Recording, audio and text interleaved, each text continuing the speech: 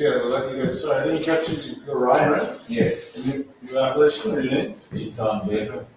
Okay, good. Yeah, just to let you know, because we've just been trying to comply with the, the so-called city bullshit, but I only having 10 people in here. Yeah. So that's why you're seeing it the way it is, and then one of my pet peeves is it's just about being on time. A lot of guys aren't like that, and this is why. Right? So, anyways. Islam Morris. No, that's right. Right, space these.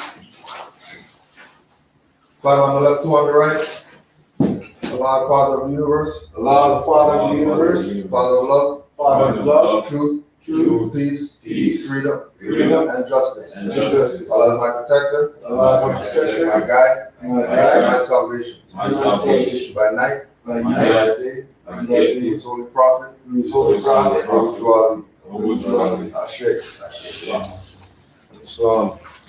Just read our readings to be read every meeting. The Prophet warns all Muslims, governors, ordered to read proclamation at each meeting. I hereby inform all members that they must end all radical, agitating speeches while at work, in their homes, or on the streets. We are for peace and not destruction. Stop flashing your cards at Europeans. It causes confusion. Remember, your card is for your salvation. Failure to obey these orders will be of severe consequence. We are for love, truth, peace, freedom, and when these principles are violated, justice must then take its course. Any member or group of members who hold malicious feelings toward the temple or the prophet or violate the divine covenant of the Moorish movement will receive their reward from Allah for their unjust deeds. All true Moors will and must obey the law as laid down to them by their prophet. If they lose confidence in their prophet, they should turn in their card and button, cease wearing their turban and fez, and return to the state where I, the prophet, found you. This is a holy and divine movement founded by the Prophet Noble Ali. And if the prophet is not right, the temple is not right. The prophet, therefore, is sending out a divine plea to all Moorish Americans that they do their part in protecting their prophet and the temple.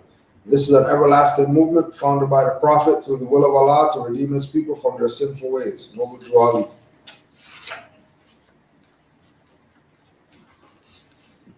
To be proclaimed at every meeting.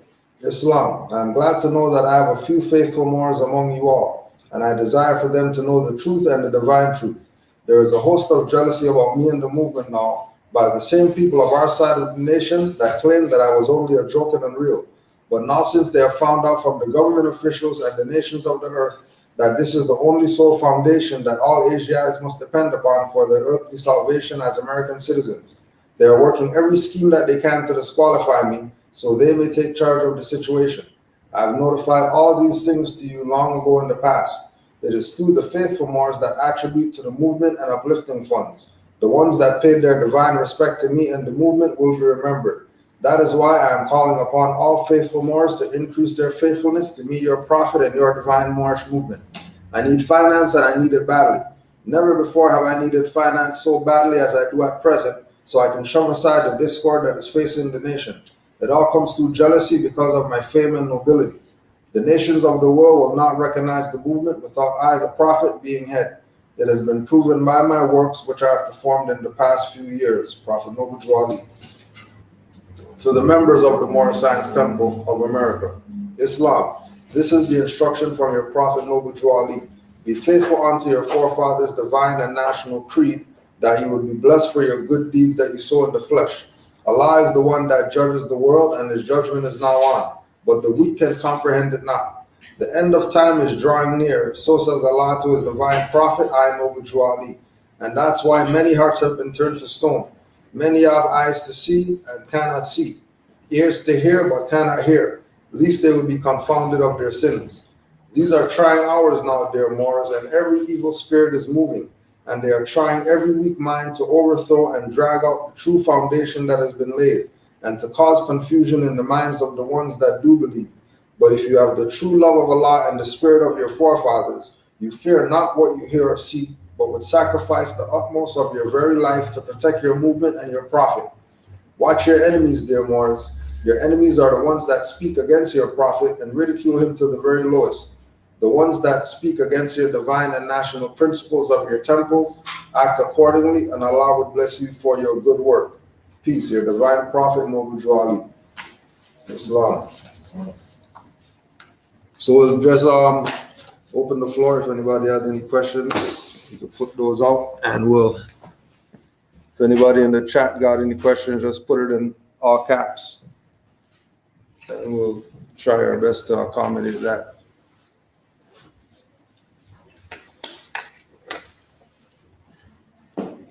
Islam to all the Moors.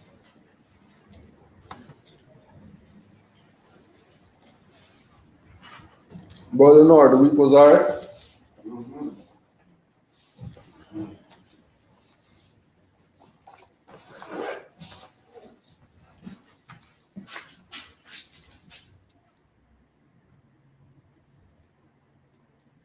So there's no topic or whatever questions you got, you could throw those out and we'll accommodate. I know there was you had any proclamation questions, Brother Ita? So, hold on, let me just see. All right. Yeah, feel free to start at 1. We could start anywhere. So, I had a question. I didn't look into this, but the 501c3, what is that? So whenever religious institutions set up, they have to register. The 501c3 is registration so that they can get their taxes off and have certain benefits. Okay. So majority of religious institutions are set up like that, right? And then there's some temples that actually set up like that. But if you're setting up to get some type of benefit from the colonizer, then you shouldn't be taking membership fees or whatever. Because the talk is that the membership fees are going to pay for the whatever, but they're not letting people know in the back they're also getting paid too. Could be a conflict of interest. Right? It should be, because they're already getting paid from the state to do everything that they're supposed to do. With the 501c3, they're getting paid, but then because they're a church or a synagogue or whatever, they can say tithes or whatever like that and then get paid twice. Oh, so that collection you're taking is twice now. Yeah, because they're getting something on the back end. If they're in the status of a religious corporation with certain privileges, being a religious corporation. So they might have certain church funds that they could apply for or whatever that, all they have to do is be a church, they'll get the finance. Now they won't get it, Yeah, once you have certain amount of members, 10 or whatever, and you do it. Right. They get paid from what? The government? Or? Yeah. From the so-called government, who they're not supposed to even be dealing with like that. You know what I mean? Because like you're saying, it's a conflict of interest that the state is handling religious affairs. Even though they take an oath on the Bible and you go to court and the Bible's there, you know what I mean? Yeah, but that's the whole realm. Once you get into the whole religious place, then that's where you have these things where, different congregations, and then that congregation split in 50 other different congregations or whatever. And then when you really check it out, it's only the people who are at the top of it that are benefiting, and then the people who are coming to pray and get some whatever, they're being prayed. Yeah. Right. And like what the master teacher says, and then they're being prayed, and then they have the guy at the pulpit pulling them in the pit. Right. So that's part of recognizing who's legitimate, who's not, because they wouldn't be taken from them like that. You know what I mean? And then fleecing the people as well. That's the same thing with Jesus turning over the tables of the money changers and all that. Is that same theme. you know, that you're supposed to be doing some type of humanitarian work or whatever, but then you're reaping off the people who are less fortunate. You know what I mean? The Pope is behind all of it. Yeah, the head man, you know. And he wants to change the Bible, or he wants to rewrite. He was saying something, I heard something he was on, he wanted to rewrite the Bible or take something out. Yeah. But you know, because of what that is, they can do that. Because that's how the Bible was created, by some people coming together changing stuff that they shouldn't have been changing or whatever to make that. You know what I mean? So then now, you know, so now he talks about it. Oh yeah, we're gonna take stuff out and whatever like that, and people are gonna be mad. But you know, the same stuff that you have, that you've been had, came together that same way. So when you're going to court and swearing on the Bible, it doesn't mean nothing. You're not supposed to swear on the Bible. Not really. Yeah, like, you know what I mean? It's all part of it's part of letting the people know, letting them know where the people are at. Because somebody who's competent is gonna go in there and affirm. They're not gonna even deal with the Bible. They can ask me too. You know what I mean? Normally they wouldn't ask. Yeah. They just tell you go straight. But when they know who I am, Yeah, they ask ask me you. if I affirm or I swear. Right, right. The average individual is just gonna automatically go in and just do their right. But then that also admits the jurisdiction, because now you're partaking in their customs. So you sign allegiance. In Rome, do as the Romans do. But you know what I mean? If you're not in Rome, then that doesn't even apply. You know what I mean? So That doesn't affirming is apply. affirming your rights. Yeah. Affirming is putting, you know, them saying swear on the Bible is admitting to wardship. Once you go there, then you're agreeing that how their system runs is how stuff goes. So whatever they do in that place called the court now, you don't really have say, because you just confirm that what they're doing is legit. Even if they do criminal stuff, you just gave them the power to do criminal stuff, opposed to affirming, which is really on you. It's not you taking an oath to them or showing allegiance to them. The affirmation is yours. I affirm for what I'm going to say. Right. So when you look up you know, the daily affirmations or whatever, it's I am gonna, I will, I shall. Right? It's on the individual when you're affirming. But when you swear, you're leaving it up to whatever. Which that's not where you want to be with people who are criminals. You want to be specific, to the point, say exactly it is what you mean, so there's no room for them to assume that you mean something different or whatever. And that's a big assumption that you're leaving open by saying swear on the Bible. And it's like we're saying, there's people who just automatically do it, and then like Noor saying that certain people, they're gonna go and they'll ask you, oh, do you want to affirm or do you want to swear? Because they already know that this individual probably knows something, they're probably gonna affirm. But to just put the Bible there is sort of a violation, because it's supposed to be voluntary. Could you hold on that in a sense, like say, you're violating, like, like, what could you, if you're saying give you the Bible, could you like reprimand them for that? Well, you would just let them know you affirm. Yes. Oh, I don't read the Bible, I affirm. And then, and then they'll take their Bible, put it back under the whatever, wherever they got it, and let you do the affirmation. Because I never touch it. Like, no, I just tell them. Like, can you swear in the Bible? No. I don't even affirm on it. I just say I affirm. Without even seeing the Bible. Not even look at it. That's nothing to do with me. Yeah. I'm talking about me now. Get out. You Yeah. It's the back then they would charge you for swearing. I wonder how they deal with that.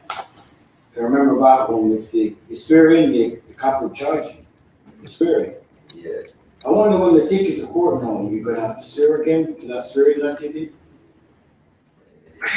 You get what I'm saying? Yeah. Because they charge you for indecent swearing or whatever they call it, whatever title they put on it.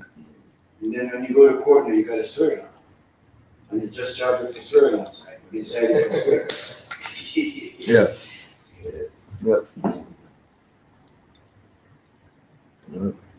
Somebody asked, there was two questions. One, why do other nations act like Moors didn't come first? And do you have any trick on how to increase attention span? On what? Attention span. I guess just generally because their attention span short. So with regard to the other nations act like the Moors didn't come first, every majority of the nations, it's not whether came first, but who's put the most out there, right? Who's done something for humanity? Who's done something for a nation? Who's done something for particular people?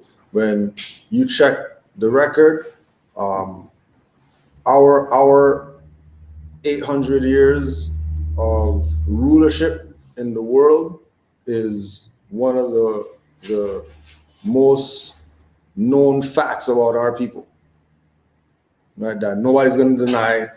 Everybody's going to agree that. Some people deny it. Sorry, anyway. No, go ahead. Like I remember one time a couple years ago, I was working at this factory, and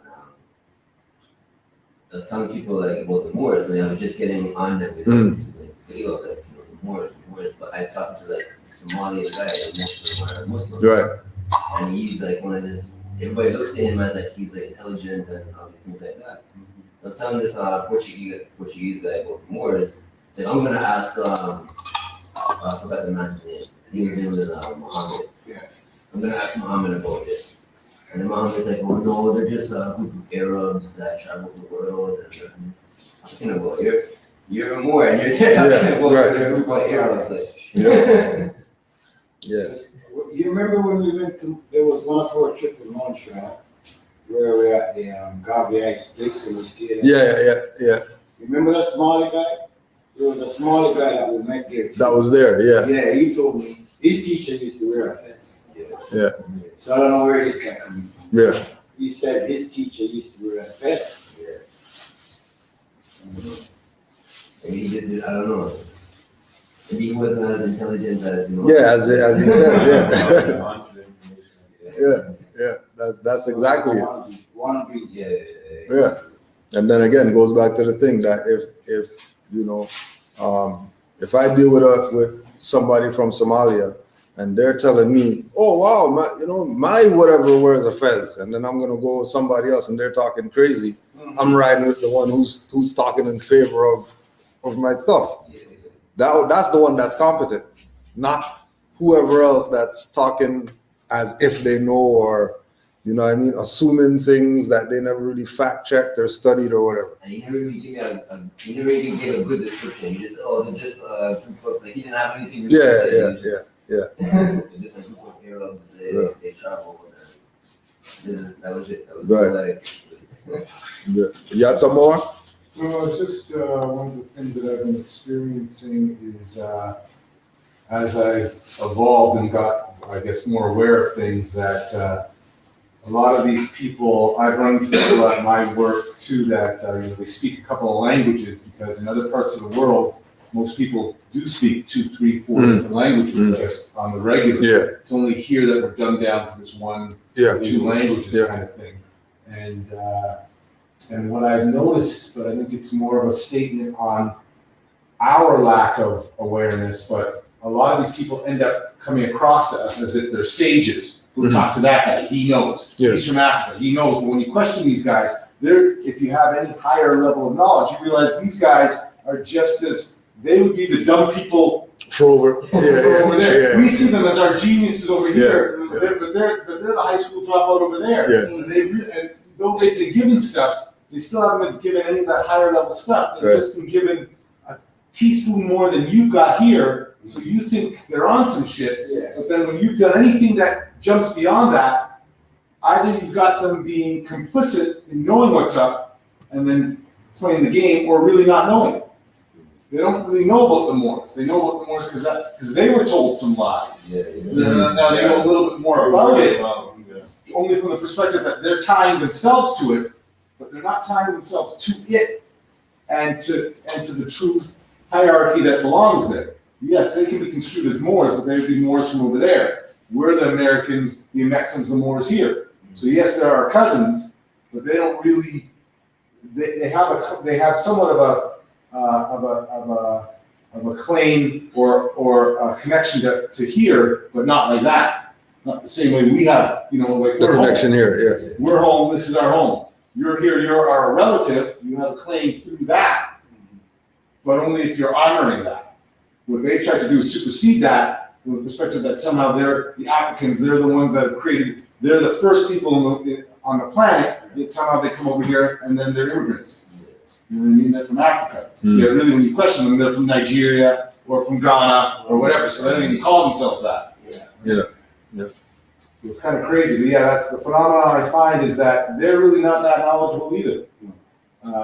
They've got that a little bit more, plus they've got a tie to their culture, which ties them back to that lineage that goes right back, and that's the one thing we don't have. Mm-hmm. We're tied to it by saying that we're black, or that we come as some slaves from somewhere, right? But yet no one from over there, that's what I was realizing, no one from over there is coming to claim us.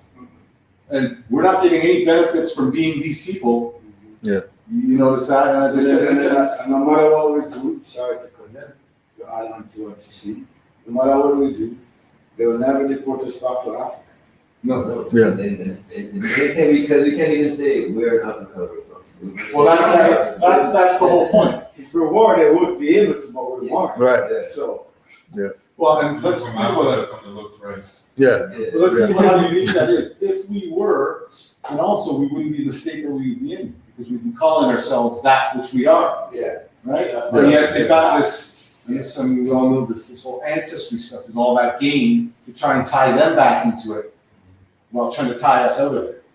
Right? They're trying to tie us back to having some strain in Ghana, but not connecting us to anything To here. anything here. Meanwhile, having them being indigenous in their Yeah, blood yeah. to some shit. Yeah. Get out of here. Or them being the American, The American. not the European that came over here. Right, absolutely. I was talking to this girl, my empress, she does hair, right? So one of the clients came over, she's like, oh, I did a 23andMe DNA test. Yeah. I found out that so and so percent Nigerian, and they know I'm from St. Catharines, Jamaica, and I didn't even tell them.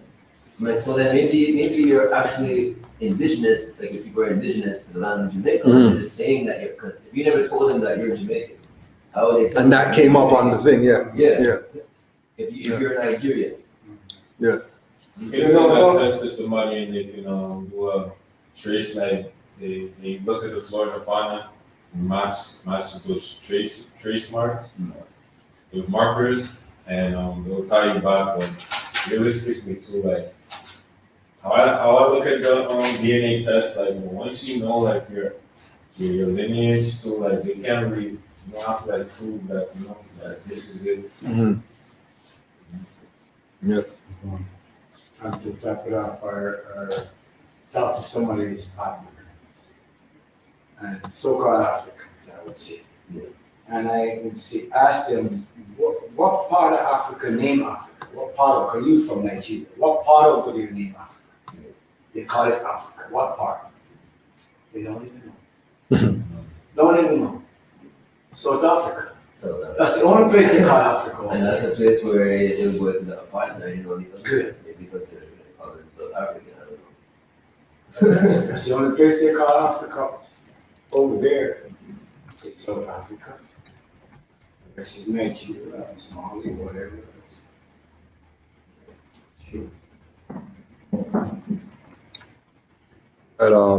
And the other question was about the attention span.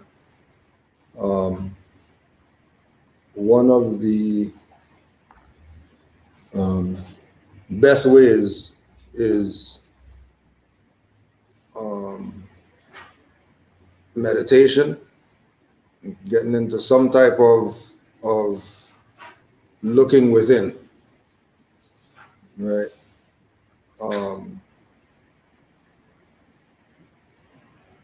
Another thing is taking off the TV and certain stuff, right? Like not dealing with those things, leave the phone sometimes, because all these things are taking your attention ultimately. And the reason why the people's attention span is short, because the people haven't been using their faculties of their mind. Something else is always thinking for them. You know, something else is always doing the work. It's never them actually, you know, putting the tools in the workshop of the mind at work. It's always something else always doing that. So part of it would be get out of the whole TV, phone, internet, whatever realm, like taking detoxes from that, day detox, week detox, you know, just not being on it all the time, and reading a lot more. You know, for example, I wasn't really a reader like that until this info. I tell people that all the time. When I leave school, I never read so much till now. Yo, like, When I leave school, no more reading for me. But my children are working. yeah, Now I read. yeah, Read more than even when I was in school. Way more. I never liked reading. way more. Kid. Yeah. You know, so the lack of attention span could also be due to content. If the content isn't attractive, if the mind isn't stimulated by the content, then yeah, you're going to automatically turn off. You know, you're going to automatically disconnect from whatever it is that, you know what I mean, you're doing. You know. Yeah, because these things really have their mind. Yeah. I would go to the store and the system doesn't have the no tax. So one item for $3, one for $2, and one for $1. Calculate. Damn, that is 3 and 2, 5 and 1, 6. Yeah. No, they don't. Their brain can't do that. Yeah. It can't do that. The calculation. Plugged in. Everything is. That's what I see. In Chinese schools now, I think they give. I remember when I was in school, they never gave us a calculator. Yeah. You ain't got no calculator. Calculator or what? Yep. What's the point? What's the point? Yeah. The brain not Get working. a calculator and then But they purpose to do that. Yeah, they give them out now. They give out calculators now. Yeah, they give you purposely to dumb you down. They think it's to lift you up. It's faster. It's all about fast pace instead of just taking time. And that's what causes the rods to start to get short, where your attention span. It's like you're operating on like beta frequencies more than the alpha. Yeah. To be more. Yeah. And it's like it could cause stress too, where it's like, why am I stressing? But you need to take time for yourself, you know. You can go outside, get some fresh air. So. Yeah. Especially now. You know. Yeah. What books do you recommend in starting the study of languages and their origins? The only thing for that would be etymology books. You know, I guess etymology books of whatever language it is that you know. As we know, for new people, that etymology books are study of the origin of languages. So for English, we usually use American Heritage Dictionary as an etymology dictionary.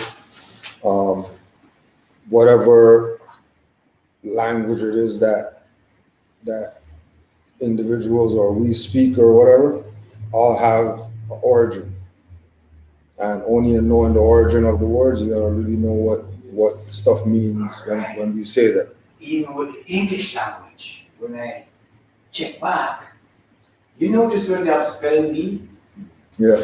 and they ask this person, spell that word, that person turn around and asks, what do you call it now? use it in a What's The sentence. definition, is it a Greek or a Latin? Yeah, or yeah. what's the root? They ask something Yeah. before this answer. Yeah. Ah. And then you say he put it in Ah. a sentence. Yeah. Could you put it in a They train those sentence? children Yeah, for the yeah, spelling bee, teach them different from the rest of them. yeah. They get taught different. And it's funny because I went to this private school one time. When I was in fourth grade, I was in Wisconsin at the time. And I was actually learning Moorish history. I was learning about Mansa Musa and different cultures. But and then I went to public school the years after, never learned anything like yeah, that. yeah. Nothing like that. Yeah, that spelling bee group, they taught them And different. spelling, all types It of shouldn't be like that. Yeah. It shouldn't be like that. Yeah, because They all should taught the same way of Mm-hmm. how to spell. Look for the root of the word, and that's how they're able to spell it. Because they know where it's coming from. yeah, The originator of the word. And the spelling bee, I remember. I never did those things. No, I didn't do it, but I'm saying, watching it, you yeah. know why, no, for the knowledge I have now. You know what's I going understand on. Why they ask, Yeah, what's the root, Yeah. before they start answering. yeah. They What's the didn't know root? spell, Yeah, They didn't spell it, they wanna know the root. Is it Latin this or Greek that Yeah, or whatever yeah. that? And then they go ahead and they correct when they finish. yeah. I remember there's the thing the spelling bee was with the little so-called white kid. Spelling niggas. Yeah, And it just sounds like the guy saying niggas. Use it, and you kept asking me, use it in a sentence, where does it come from? yeah. Yeah. Exactly. Yeah, to define what they want to say. Yeah. Because using it in a sentence, that helps too, Exactly. to know what word, how to spell. Yeah, because you can tell the man wanted to say niggas, like, so he might say, oh, it's a sovereign king. He's like, oh, okay, it's not. Somebody asked, are Trinidadians Moors? So if we look at, we put this up before, but just for clarity, so people don't say that it's us talking like this. This is just what it is. In the Holy Koran of the Moor Science Temple, in chapter 47, or sorry, chapter 45, divine origin of the Asiatic nations. The Asiatic nations and countries in North, South, and Central America, the Moorish Americans and Mexicans in North America, Brazilians, Argentinians, and Chileans in South America, Colombians, Nicaraguans, and natives of San Salvador in Central America. All these are Muslims. On chapter 45, XLV. Chapter 45, divine origin of the Asiatic nations. It should be like one of the last three. What page is that in this? Oh, in the small?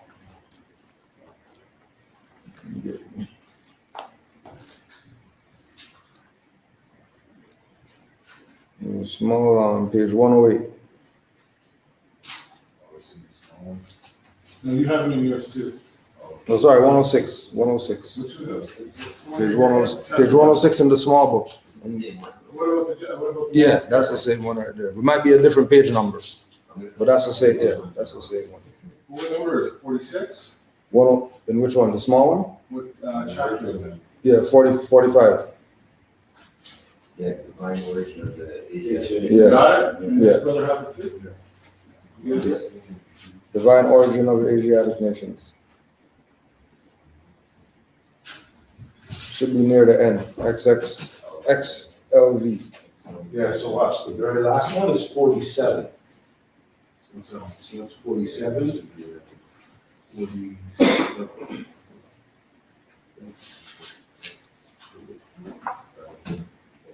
Yeah. Yeah.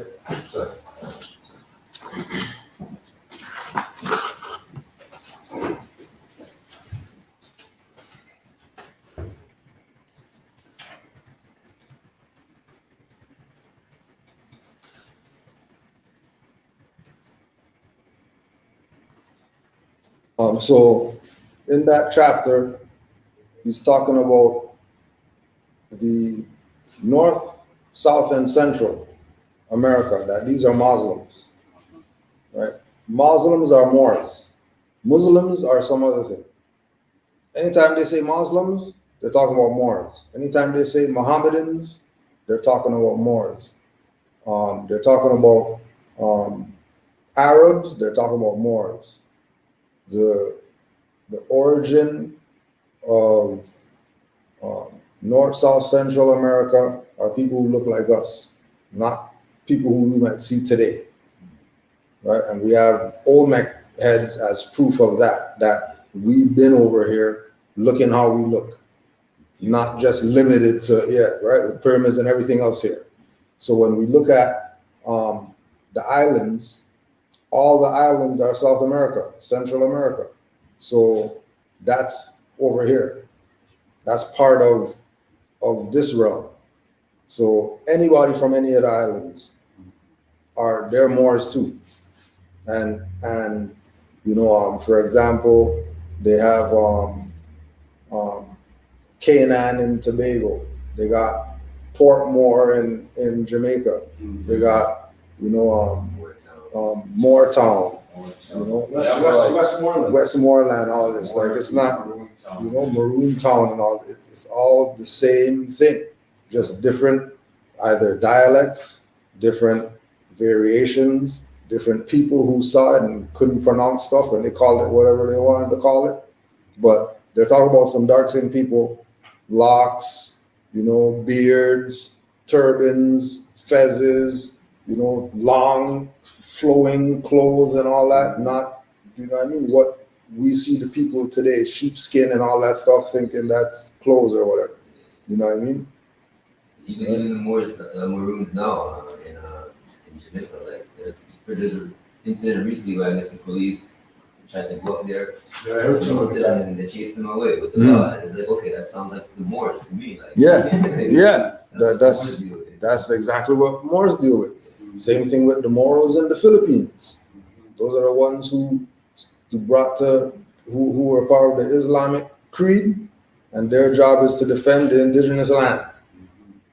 You know what I mean? And everybody who's Filipino knows who the Moros are. I saw Filipino the other day. She's like, yeah, she knows. Yeah.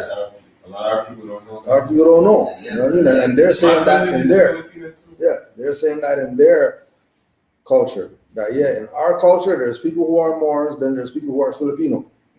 Same thing with us. There's people who say they're Moors, people who say they're black. Filipino is the equivalent to black. You know what I mean? Somebody saying I'm African, they don't deal with that because they know that come from King Philip. And then I know no wards of any king or whatever like that. They got their own leader. They know European their leader. You know what I mean? And even when we go to, I was speaking with a sister earlier about even when we go to Europe, everything over there is Moorish. They know African stuff in Europe like that. As far as the remnants of people who were there, everybody knows it was the Moors who were there. All the family crests have Moors on them. I'm traced by my family. You know what I mean? Yeah. Right. Yeah. Right. You go back to Picts. That's the whole when Jamaica and they talk about Pickney and all that. Pickney are the Picts. The Picts are the Moors who were ruling Europe. What are they doing in Jamaica? What are they doing in Trinidad and all these places? Because all those Caribbean islands are familiar with the term Pickaninny. All of them are familiar with it. So how are all these people in all these islands got different flags and different whatever, but across the board, they're known as Pickaninnies. Every island knows what a Pickney is. You know what I mean? There has to be a connection there. Even the slaves, the slave masters, so-called slave masters would call. Right. Yeah. Why is slave master doing that? Yeah. What slave master know that these people don't know? Yeah. That as soon as he said Pickney, they should have claimed, oh yeah, that's what you're claiming? All right. And kick these people off the plantation, take over the house, take over everything else. We took it as a but we took it as some derogatory stuff, right? Just like with nigger, and then that's really niggas. Like you say with the European. Can you just say that in a sentence? Because I don't want to say the wrong thing, being that I'm a European up here on the stage, and you guys telling me spell nigger. Like, what are you talking about? What is this? Oh.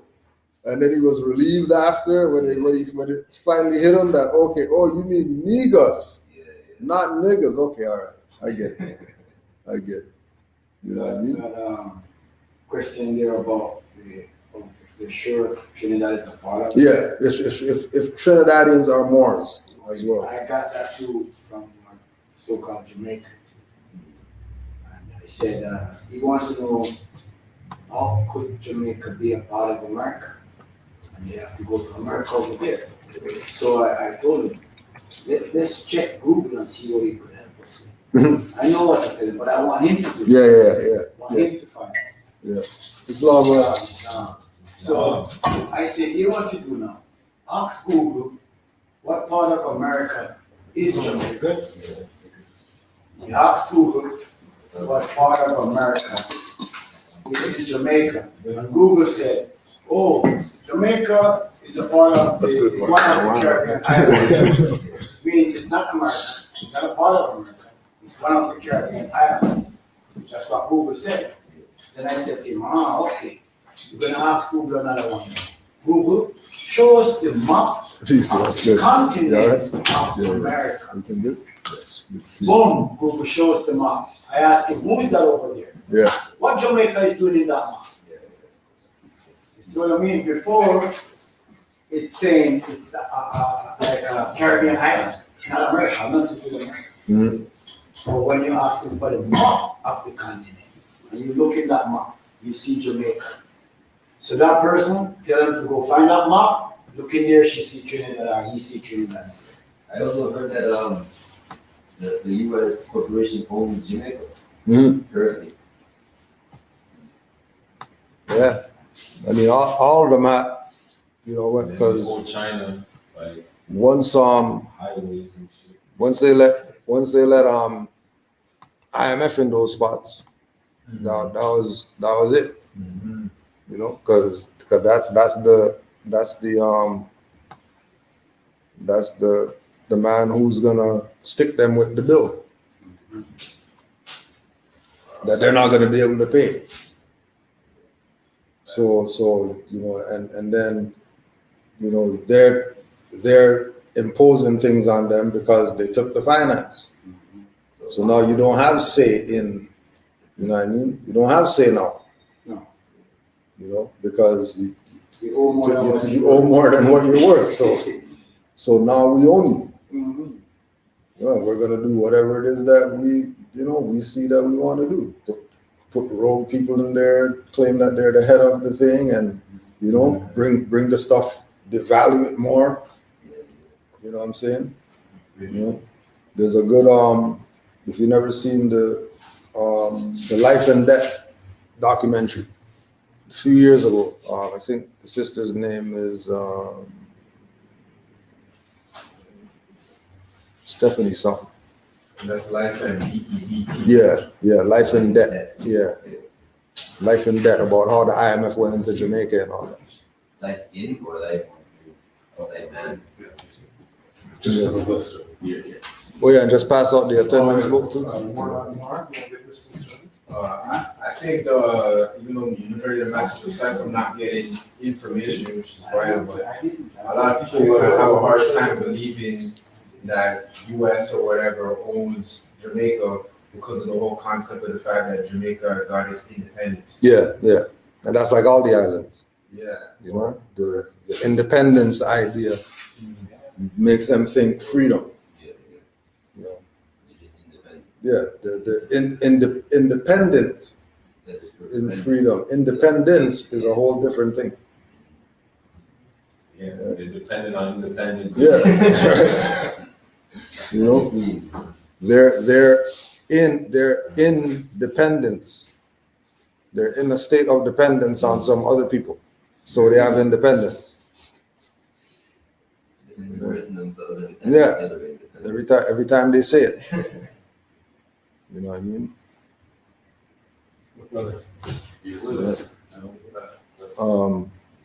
Someone had also asked, I told you, I didn't sign. That's That's my signature. Oh, okay.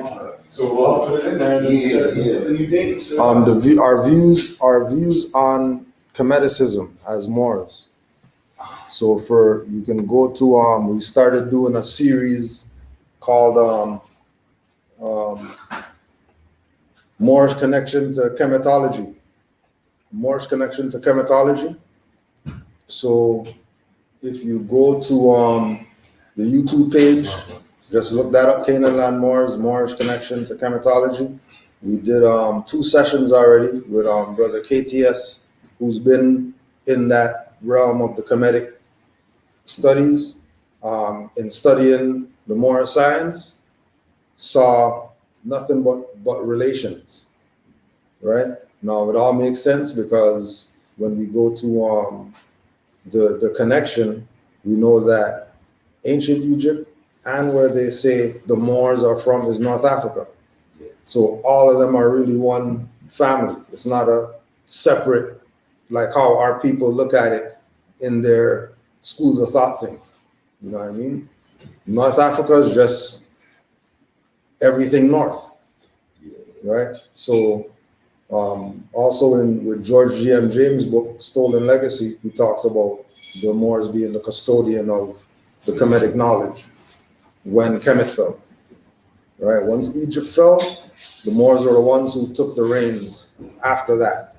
And then that's how they were able to have this 800-year world history, because they were directly connected to the ancient Egyptians and whatever they did as far as what humanity recognizes that they did.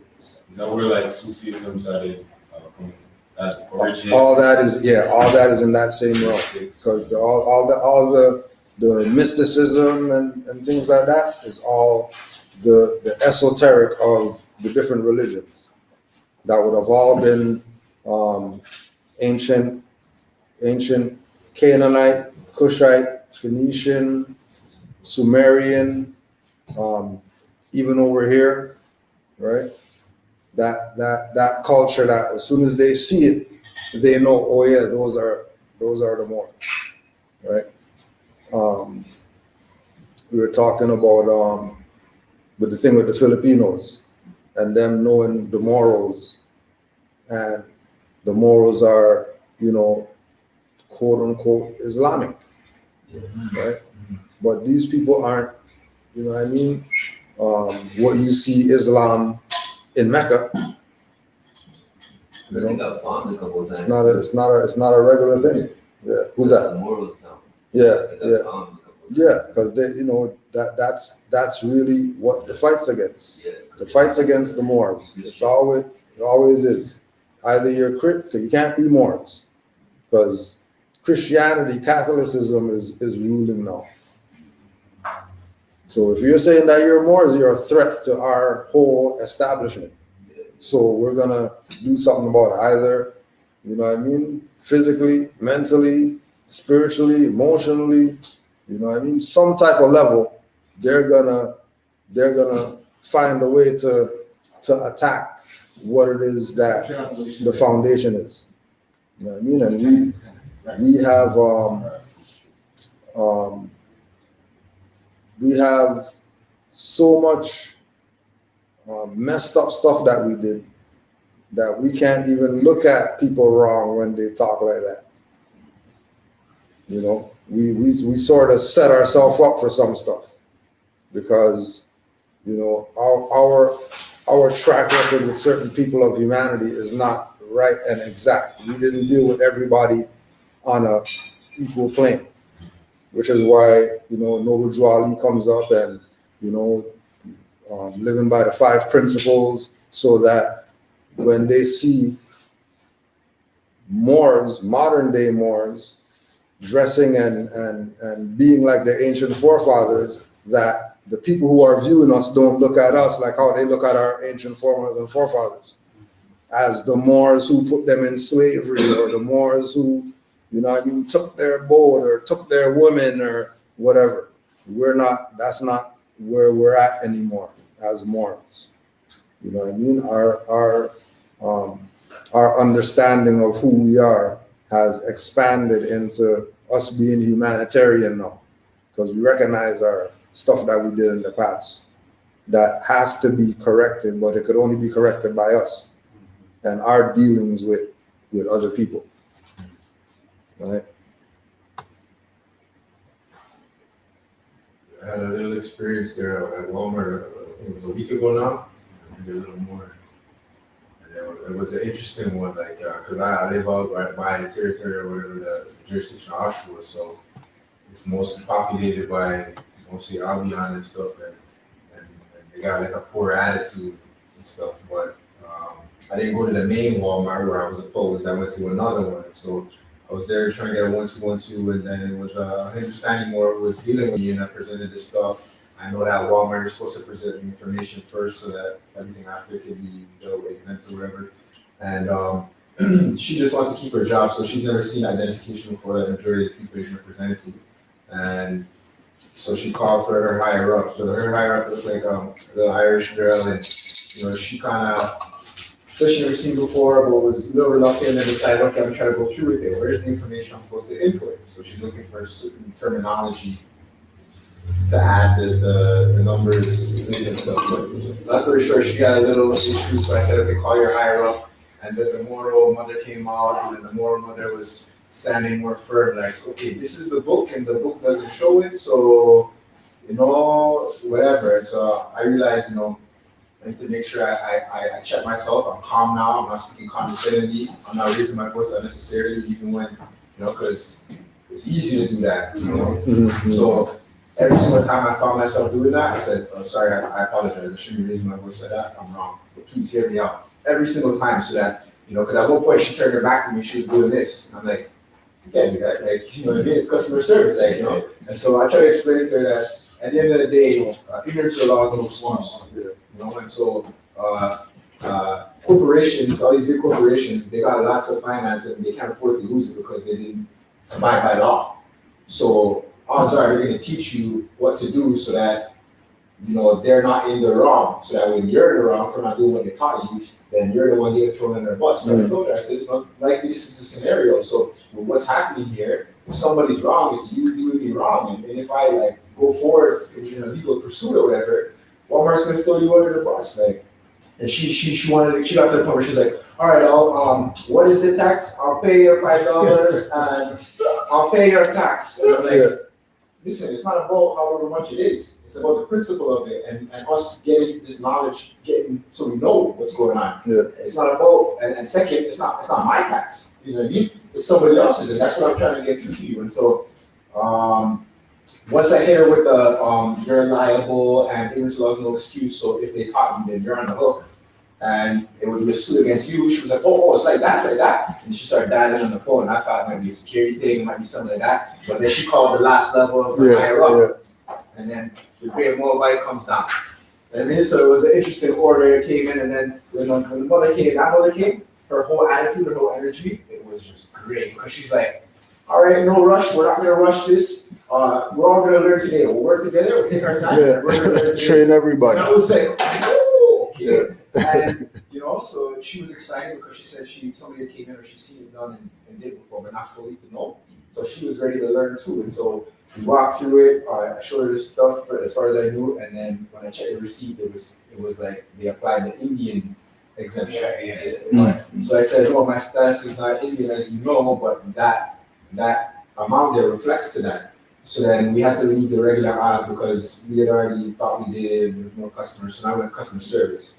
And I'm like, I got all the patients. I thank you for being patient. I'm being patient. Thank you so much. So we went there, and then that's where they figured that they actually found in the book because they're going through the book. I'm like, it should be in there. This is law. I explained to her the whole thing about if Canada was a nation or a nationality, or if the United States was a nationality, then this Walmart is United Statesian. So it doesn't matter if you think you're in Canada, because you try to tell me that my identification is American, which it is, but the United States and America aren't the same. Yeah. So but even if it was, let's just say, this Walmart still recognizes me. So that's why she calls it motherland. So they figured it out, and they know now that it's federal exemption, and they're learning that federal doesn't necessarily mean national. Yeah. That corporate private is still federal. Right. So that was a great experience. And then she, she's like, "Can I take pictures of the receipt and can I take pictures?" I'm like, "Yeah, of course." Right? People, I say, "Yes, please." Yeah. So it was great. Because the Indians, but they pay 1/3 tax, right? They get out 8%. They pay the 5%. The stores give me the 5 back in change because your system only allowed 5. Yeah. They give me that from the till in change. It doesn't show on my receipt, but they give it back. Okay.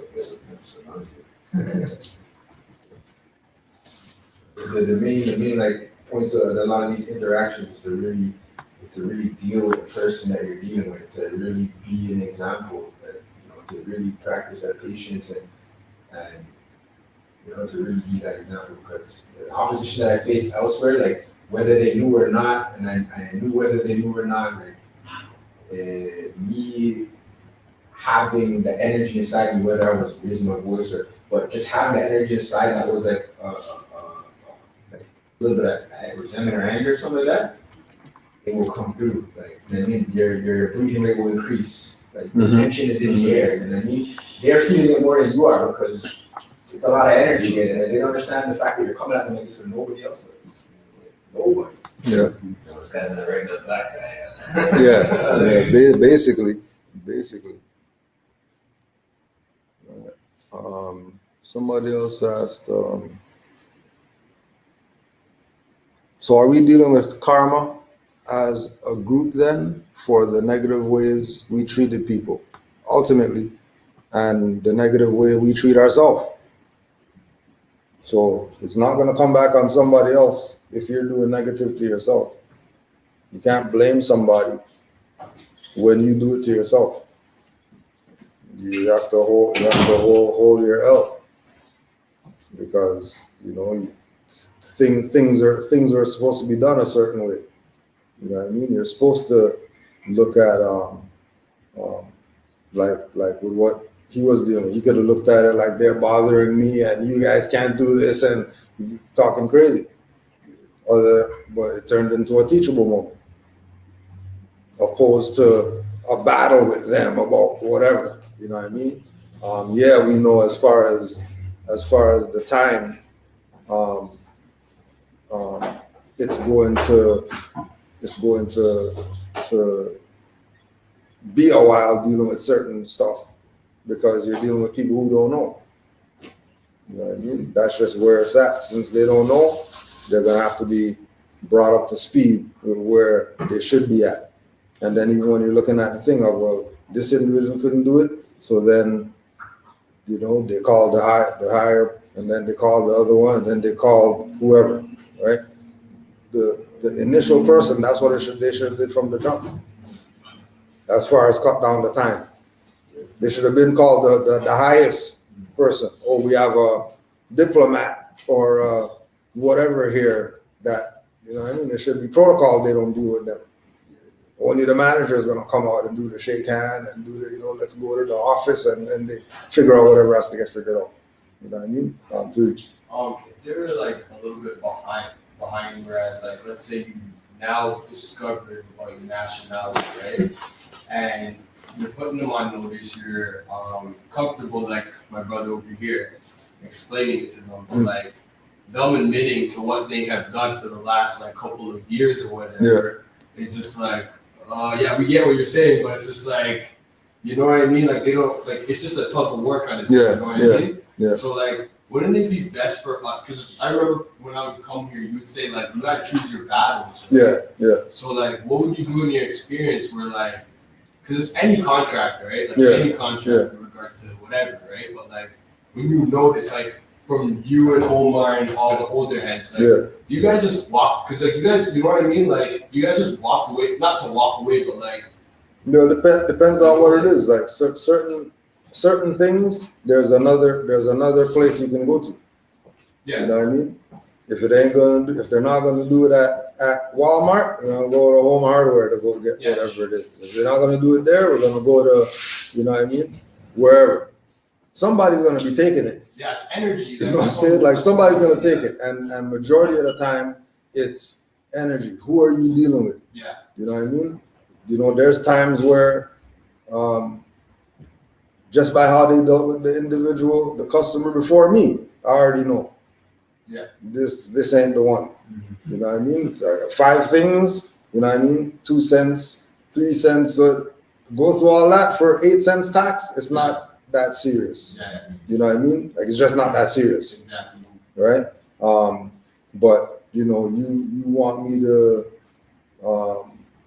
you know, get a laptop or car or something like that, they ain't paying no tax on That's that. applying, yeah. That's applying some way. Even if they do what Moor said, okay, well, we don't accept the thing, but we'll take off 15% and then pay. All right, whatever you got to do, doesn't matter. But the 15% ain't happening on certain amounts. Yeah. You know what I mean? On other things, it ain't crazy. 5 cents ain't gonna kill anybody paying that. You know what I mean? Even though, yeah, it's tax and whatever, and yeah, we could stand there for 2 hours debating them for 5 cents. But, you know what I mean? Like, why? I got more stuff that I'd rather do than sit here talking to them. Like you said, you know what I mean? Just because, prove some stuff to them. Like, it ain't. Like you say, you could go to another store. Yeah. I went to one in the Stanley store too. And we have an issue of the tax.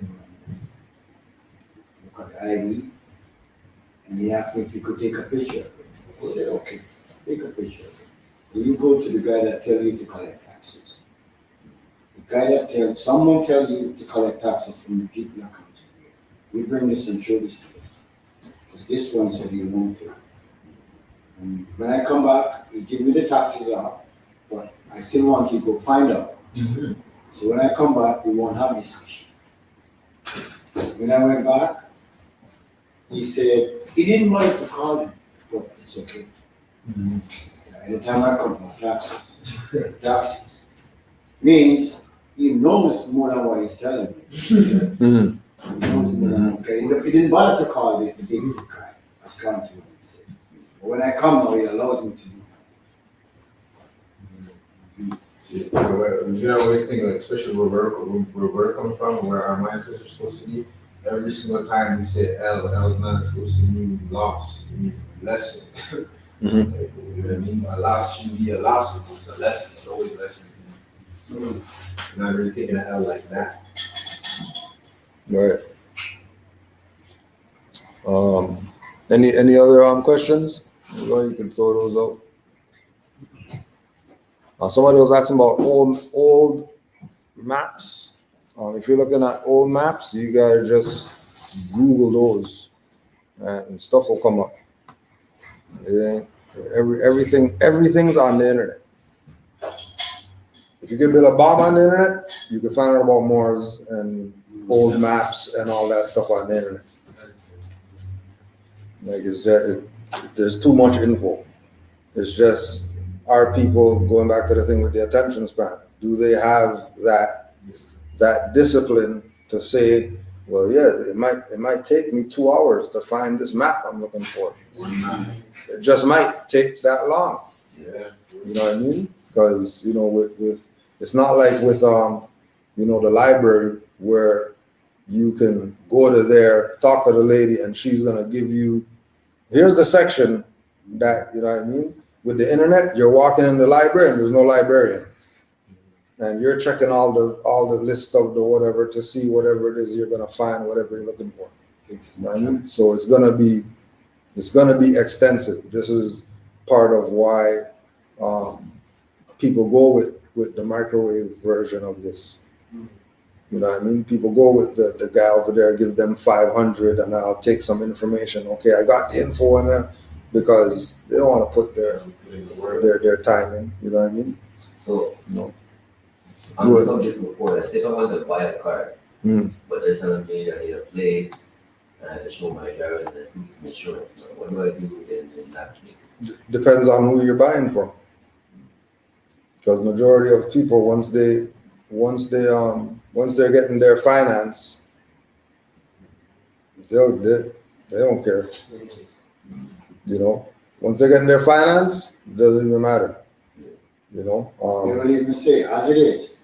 yeah. As is. As it is. So nothing's on them. Nothing's on. You know, if you leave out of there without a plate on it, the individual who sold it to you, they're not gonna have no. They're not responsible because the guy said he wanted to buy it as is. I mean, all I want is the 3,500 or whatever, or the $5,000 or whatever it is. That's all, other than that, they could care less. So I have a lease car right now, to a bank. Mm. So how would I even go about putting that in a trust? Well, the only thing you can put in trust is stuff you own. So I have to buy it out. So it'd have to be bought out If you lease it, before. Yeah, they own if it. it's leasing, then it's still theirs Payments, car Until payments, they still.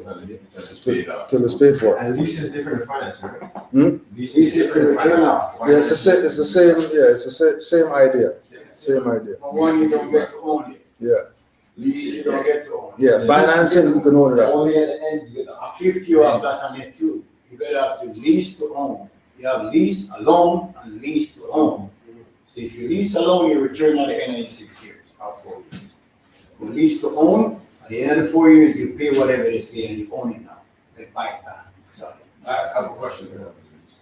within the two, because I understand what you guys are saying, it's like essentially the same thing, lease to own and you run and to lease, right? Yes. But when you understand how to govern and maintain that contract, right, would you be able to what's the word? Rescind?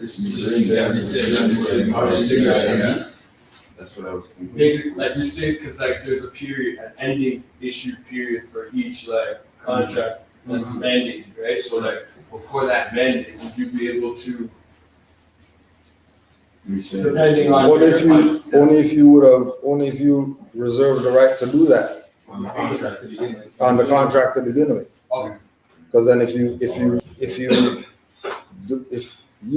not doing it, or you not going ahead with the arrangement, you're in violation because you're contracted. Yeah, I get what you're saying. You know what I mean? Now, if you reserve on your rights on the contract, then you know what I mean. It's fair game because the right was reserved to do that, Yeah. which is why when it comes to big stuff and you reserve your rights, they're not accepting it because they already know that if something goes wrong, there's a possibility they won't be held liable. Because if there's any type of controversy, they're gonna bring up, well, we have a contract, and then you're gonna, well, I reserve my rights on the contract. So what do you tell me about? There's a contract. Contract means nothing once my rights are reserved on it, and I'm reserving the right now to challenge this thing. Because you guys been telling me, 500 a month, and when I do the math or whatever, like this is not. It's not adding up. It's not adding up. On top of that, you didn't even show me that you're the owner of this. I assume that you owned it because I'm financing it from you, or I'm leasing it from you or whatever. I assume that you own it, but you should have manufacturer's certificate of origin to say that you own this. If you don't have that, if you're showing me ownership, that means you own it, then that's not ownership. We got a problem. Right? What's that again? Manufacturing. Certificate of origin, or you would say deed of trust. But something before the ownership document that you have claiming that it's yours. Document of trust. Deed of trust. Deed of trust. Yeah, deed of trust. But the deed is like, it's called a deed because it was actually taking place.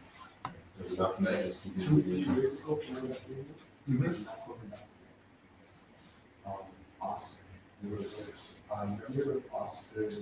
So this is one like on a similar topic. I had another question Yeah. about the change in bank information and or setting up a new bank into a new bank, providing the information like the documents that, like what documents would I need? Well, again, it's again who you're dealing with. You know what I mean? You're supposed to be able to go in with whatever your identification is and open something. Because it's a cornered market, they want a license, or they want a birth certificate, or they want a passport, or they want You want the something say Canadian recognized Yeah. whatever in order to whatever. So if you, this might be something where you build relations with somebody Yeah.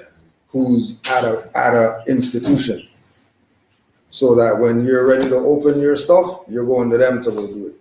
And it's not going to be some going to any bank and just put your stuff down and thinking they're going to do it. You know what I mean? Because there is a way that it can be done. There, from on their side.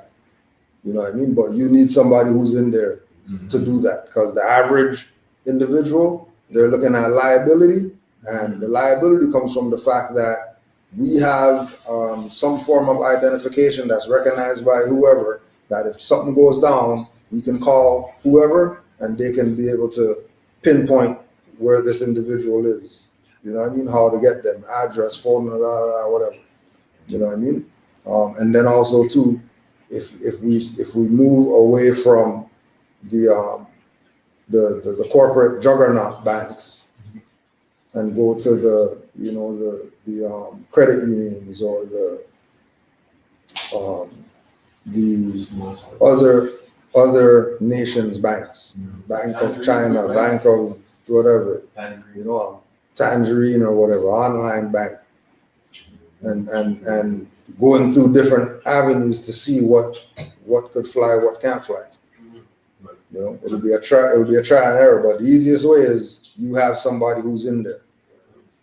For example, I think there's an honorary member of the temple who was looking into that, where in the regulations or in the way that one of the big banks are dealing with whatever they deal with, there's a part in regards to Indigenous people. So it wasn't expounded upon or anything like that, and there's not much action being done with it, but it was started and it's there. So, the Moor was looking at how we can bank with this bank with all the stops and all the problems. So that being said, that requires us building with him to assist him in expediting that process of holding that corporation to what they started. To remedy Indigenous people's ability to bank with us. Like, for example, TD. Because I have an account with TD, free national name, but in reality, I know that whenever they want, they can just close it, potentially. Right? It's their account, it's their stuff, even though I'm putting finance in it. If I remember correctly, somewhere in the contract, they reserve the right to do that. Mm-hmm. So, you know what I mean? It's like, it's the relationship. Because if all of a sudden your account's positive activity, you're never bouncing nothing, and it's just doing good for the bank, then why would the bank, mess up your stuff? But if it's like, not delinquent, but when it's not much activity, it's just sitting there, they might think you might have forgot, or their relationship with the employee who's on the inside might be going sour. So like, all right, you open an account, let's just clear that all up, So, but there's a will, there's a way. Yeah. There's ways of going about it. Yeah, there's many ways to skin the cat. And of course, the ultimate position is have our own one of those. Mm-hmm. That's really where it's at. Where you're going to an institution where everybody in there use free national. And then all the people who got accounts there, they're free national, and there's nobody in there with licenses or whatever. Is really where, for it to work how we're looking at it working. That's where it's at. But you know, then to start that, you need a 20 million startup or whatever like that. So, you know,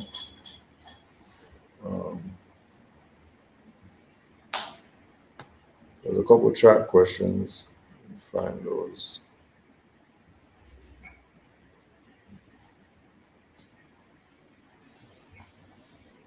Someone was asking about finding information on the Moors in America, because in their research, they haven't found anything relative to Moors in America. And why do we have the Moroccan flag if this is the Western Hemisphere? So, as far as the history part, the history of Moors in, as they said, the US, that's a fiction. That's why you couldn't find anything, because there's no such thing as US that you're gonna find history of indigenous or Asiatic people were in the US. US is not a place, a landmass. So if you're looking at Aboriginal and indigenous culture in the Americas, that's Moorish history. If you're looking at Cherokee, whatever, that's Moorish history, right? Because the misnomers is how our people get lost. You know, they're looking at Black Indians, but they wouldn't think those are Moors they're talking about, because they think Moors are some North African thing, Muslims or whatever. Any type of Aboriginal indigenous history, Brazilian, Mexican, Chilean, Central American, all that is our Aboriginal indigenous culture, right? So once you're seeing that, that's our stuff. They came before Columbus, Ivan van Sertima. That's Moorish history, right? Anything having to do with ancient America is Moorish history. They're talking about when dark-skinned people ruled. Mesoamerican culture, they're talking about Moorish history, when dark-skinned people ruled over here. So the misnomers, the Cherokee, the Black, the Negro, all that stuff, anything we find about that is actually Moorish history, disguised as something else so that the people don't connect themselves to it. Or they look at it as, oh, the whoever's, but then the whoever's look just like them, but they never say that we're the same. They say, oh, they're over there and we're over here, right? And the whole thing of using the Moroccan flag is because above Mexico is Morocco, as far as this side of the hemisphere. If again we go back to, if we go to the Holy Koran again, chapter 47. Chapter 47, the Moabites from the land of Moab, who received permission from the pharaohs of Egypt to settle and inhabit northwest Africa. They were the founders and are the true possessors of the present Moroccan Empire. Their dominion and inhabitation extended from northeast and southwest Africa across the great Atlantis, even onto the present North, South, and Central America, also Mexico and Atlantis Islands, before the great earthquake which caused the great Atlantic Ocean. So this part of the history part that's missing when they talk about, you know, who are the Moors, and everybody's looking over across the Atlantic Ocean to Africa. And that's all that they know about who the Moors are, but not taking into consideration that their dominion and inhabitation extended from northeast and southwest Africa across the Atlantic Ocean to the present North, South, Central America and islands. So all that's Moroccan Empire too. You just explained like a literally explained a geometric but like in words. You get what I Right, mean? yeah. Like, yeah, you drew, yeah, Because it's presented yeah, so that you can visualize exactly. what jurisdiction we're talking about when we say Moroccan Empire. That it's not limited to some kingdom in Africa only, because we're saying empire, which sets a whole different jurisdiction than kingdom, right? Anybody that is not on this realm, when you say Morocco, they think place over there in Africa, and that's it, That's a code, that's Yeah. a G code right there. right? Yeah, Just a kingdom. right? Because a kingdom is subordinate to empire, and if a kingdom exists, an empire has to exist. There can't be a kingdom without an empire, right? And then they look at the empire not being talked about prominently as it doesn't exist, or Under the kingdom, you know, it's ended or whatever. When no, we talk to those people from the kingdom, they know over here is the empire. You know what I mean? I was talking about in the week how there was a guy that came to do some work at the apartment from Persia, and I wasn't home at the time. He was working there all day or whatever like that. And when I got home, he was there, and that was Happy to meet you. first thing. First thing, you're Moroccan? You know, cause you have the flag up and all that. Yeah, Moroccan. He's working slow. Like, what do you mean Moroccan? Like, when did you come to Canada and all this? No, I was born here. Well, so how you Moroccan? Come on, man. You know Maghreb over here. You know Maghreb is over here. It's like, oh yeah, I know.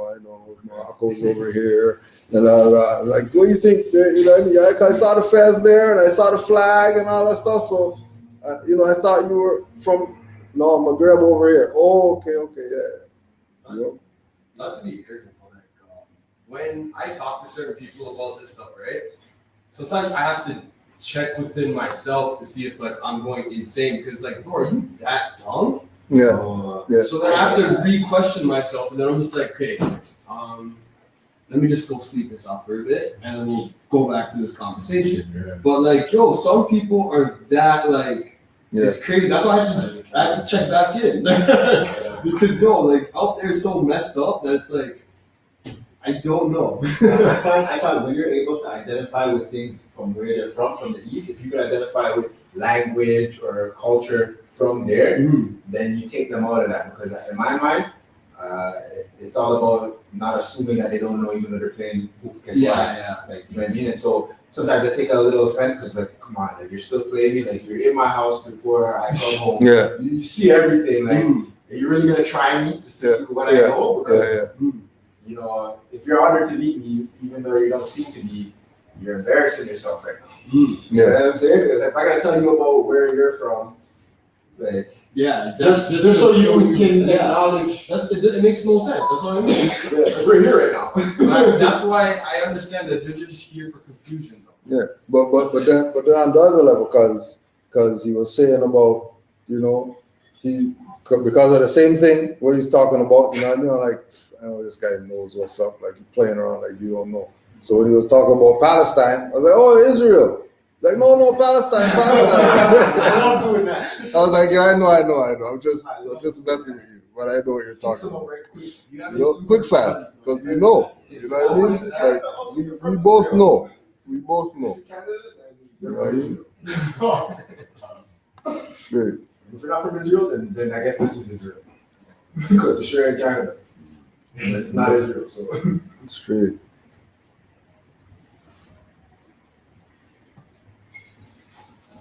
So, yeah, when I was there at the Walmart, you know, the Moor woman, I was trying to explain to her while I was dealing with her, and when I said, no, you're Moro, she's like, I'm a Muslim. And, you know, I wanted to say that earlier. Yeah. And I wanted to explain it to her, but the whole time, I guess what might have kept my energy in check too, is the whole time the first person I was dealing with, the Moorish Muslim girl, she was just holding the position of, you know, I'm just doing my job, I don't want to get in trouble. But she's looking in the eyes like, I'm with you here. The whole way I'm with you. So each time you talk to these people, I'm standing to the side, listening to the whole conversation to see this interaction.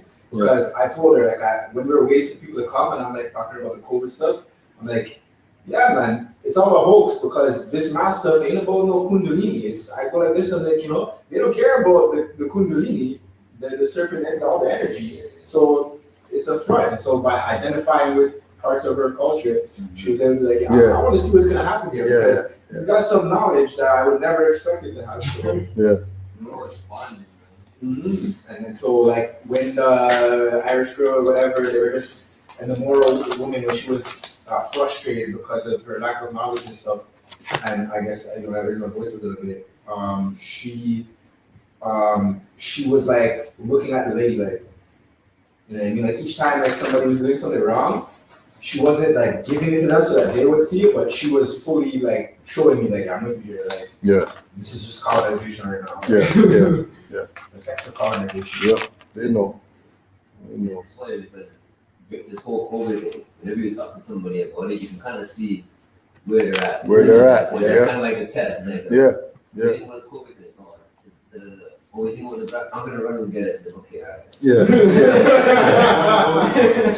You know where you're at. Someone asked, this one's probably a troll one. What are you gonna do about the forced vaccines? They have internment camps built all over Canada for anti-vaxxers.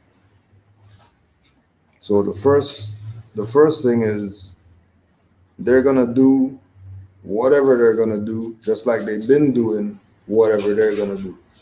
Whatever they do, that's their business, right? Like they're doing what they do, and it's not as if we have a say like that, right? Because people like to play this thing with, oh, we're Moors, so whatever we say goes or whatever. No, you're dealing with criminals right now. Like that's not what's going on, right? You dropped the ball for 100 years, and now you're talking about what are the Moors gonna do and how are the Moors gonna fix this problem and that problem and whatever. When we're not obligated to fix the problem like that, but we've already had things in place. So, for example, with anti-vaxxers, all the Moors could go out and then they have their little writ that they got on them. Something goes down, here's the paper that I'm exempt from vaccination. That's just what Moors are gonna do. I don't know what, or Moors gonna pull out their nationality card and say, I'm national. I'm not even in you guys' jurisdiction like that to say vaccine or no vaccine. You shouldn't even question the Aboriginal and Indigenous people about certain things. You know what I mean? It's not even up for question, right? Right? And then whatever their response is gonna be, then that's what's gonna be when the stuff goes down. But we don't know what these people are gonna do. They're claiming vaccines, but then you talk to certain different politicians, they're talking about, well, it's only gonna be for certain people, certain areas and stuff like that. My sister called me from over there. Yeah. And she told me, because she's fed up with all people over there, all they so dumb now. And she's saying, she watched the Biden speech, and he said his priority is for the most infected areas, which is the blacks and the Hispanic areas. They're going to give them first. So my sister is saying now, these people don't realize in real life you are the end of the chain. Yeah. You are like outcasts. And now, for health reasons, they're going to make sure to take care of you first. Does that make sense? I've never ever done that. Does that make sense? No, because they're going to give you first. And the other things around, you're not a part of it. You're the last one to get something. And now they're going to keep you. Why don't you save your people first? Yeah. Go inject some of them Europeans first. At the same time, they're still gonna sell you the LCBO, they're still gonna sell you cigarettes, they're still gonna sell you all the sugar. Yep. Fructose and sucrose and everything else. They just add random stuff in it for no reason. Yeah. Like ingredients, like why is that even in here? Yeah. The purpose is to see this. So they're gonna do whatever they're gonna do with their business, and we just need to clear that we are not their business. Exactly. You know what I mean? We're not part of it, right? We get it. We get that there's an element of people who look like us that you've been dealing with a certain way, but not because we look like them means we're them. You know, we're not in that realm like that for you know, guinea pigism or whatever. No, like it's not. You know what I mean? I say. Any other questions? I don't know, quick question, I don't know, it might be a little personal. So, like I was saying, when I was dealing with Costco one time, and I was just whatever, and I'm looking at the screen, and I see only 2 L's in the system. What do you think about, once I do my diligence about, let's say, Costco returning me finance for taxation? As far as the taxation I provided them, and I, like, for example, in the system now. no, it wouldn't be through them. They'll send you to CRA to go get it. Because they're gonna say they're the ones that took the taxes or whatever. Like we're just you know a middleman. But the guys who actually took it is CRA. You gotta go deal with them. Yeah, that's what they tell you. Yeah. Because claim it back up. Yeah, claim it back after. Before I had enough skill and patience and knowledge to deal with the tellers and the store managers. Some of them they'll just be like, okay, I hear what you're saying could be true, but if that's the case, then go pick it up with your send your stuff in the Canada. Yeah. And then again, the thing of recognizing the power of the dollar. That right, then you don't get no patronage. Mm-hmm. You're not getting my finance if you're not going to be giving me my whatever. Customer's supposed to be number one. What are you talking about? You're not doing something for the customer because you don't feel like, all right, cool, no problem. You know what I mean? I'm gonna take my 200 over to a buddy over here. You know, because especially with the accounts, because you gotta have an account, so they're gonna be able to see what you need to in terms of finance. Yeah. Over the whole year. Just like 6,000, 4,000. Yeah, just like with you know whoever's gonna Bell's gonna call you and say we got a better deal than Rogers or whatever. You know what I mean? You're not gonna take the better deal from them. You're gonna call up Rogers and say, yo, these guys are giving me 50. What you giving me? Or I'm out. And then they'll probably say, oh well, all right, we'll give you, you know what I mean, 48.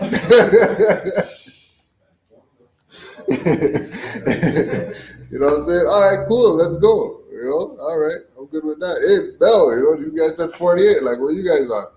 Well, you know, we're not planning on going that low or whatever. So, you know, yeah, you know, right? So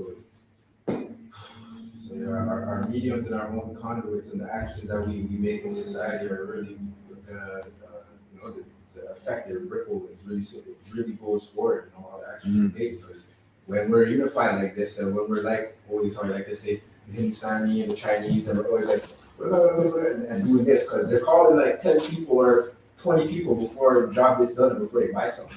You know what I mean? If you can't talk to at least 10 people from your nation and 10 people that you know to figure out what's the best option to take, then you're gonna have issues, because you're basically on your own. When there's all of us out here, there's 20 people here, and especially when you're united with your own nation, then when you unite like that, it goes far. Like, right now, like we're like in society, it appears like we're scarce, and so, and I say that because whenever I go somewhere and they're like, oh, it's like I went to Home Depot with an elder Moor who he'll hear some of the information, but he's not gonna be active about it. And I went to Home Depot. I'm like, all right, watch here, like I'll do this for you, know, that stuff or whatever. I'm gonna show you that. Yeah. And the lady goes, oh, somebody came in and they were just like yesterday, or the day before. I'm like, what? Like, who? Yeah. Who was that? Yeah. I want to know. Who? Yeah. You know, and so that was just like, oh, like that feels good. It doesn't feel good because when she said that, it was like, oh yeah, like it doesn't work or something like that. Like we checked with the higher up, and you know, some of the extras don't know. The fact that somebody came in with identification was enough for me to be like, oh, fine. I don't care. Just the fact that another more came in here is good. Yeah. They clearly proclaim with their identification. Yeah. But now that I think about it now, which I wasn't thinking about it from the same perspective, but it might cross my mind quick, is when I was checking my brother here at work, and You know, he's the one who told me that, oh, he's working with a proclaim and declare more. And I was like, what? Like, thinking like, you know, must be a more maybe from the Vern or from Scarborough, you know, or whatever. But I couldn't find out he's an older more, and then when I checked their credentials or whatever, it's coming from dirty ones. So then I'm also thinking like, or now I'm thinking like, well, maybe it was a Moor who was got by dirty Moors who came in here to present the identification. Yeah. And it's just not going, it's not working like that. Yeah. It's not working for him? I mean, if he's getting paid 3,003 G's for a bit of information, and then not doing diligence after that, Yeah, I didn't know you then I wouldn't think anything's working. Yeah. If he's not working for himself. They're out there though. Like alpaca them. There's like alpaca wolves out there. It's crazy. They're out there. They're definitely out there. I was looking into this like years ago, and I was talking to this woman and talking to her about the Moors. So she's big on like Christianity thing and stuff like that, like, you know, like Moors and stuff like that. Trying to get like my identification and stuff like that. She's like, oh, I know this guy, but you're gonna have to pay a price, and with everything there's a price. $3,000 is minimum or something like that. Yeah. All on that money. I talked to my boy when I first was coming on the information. He was like, I was even surprised he knew about it at the time because we never, like in high school, we never talked about it. He was like, yeah, you know somebody in the States and they can do this. Yeah. Later on, I'm studying. I'm like, wait, hold on, what are you doing right now? Like, I'm trying. I'm gonna say about that. What you're doing doesn't sound right. It's something you took a couple bad trips. Bad turn somewhere. Bad turn somewhere. No, you're all good. So, seeing how like we're all going through this like spiral or Koran, if you know what I mean, to get here, right? Like in your times, Cujo, like when you were going through this, right? Because obviously, like in Toronto, did you experience people knowing about this, and then you're just like, wait, you know what I mean? Were you trying to like put like 1 and 2 together from like your wake up, like from when you last, from the first time you got into the knowledge to when you were trying to seek knowledge, and then you look to see who was misguiding you per se. You know what I mean? Backtrace. Yeah.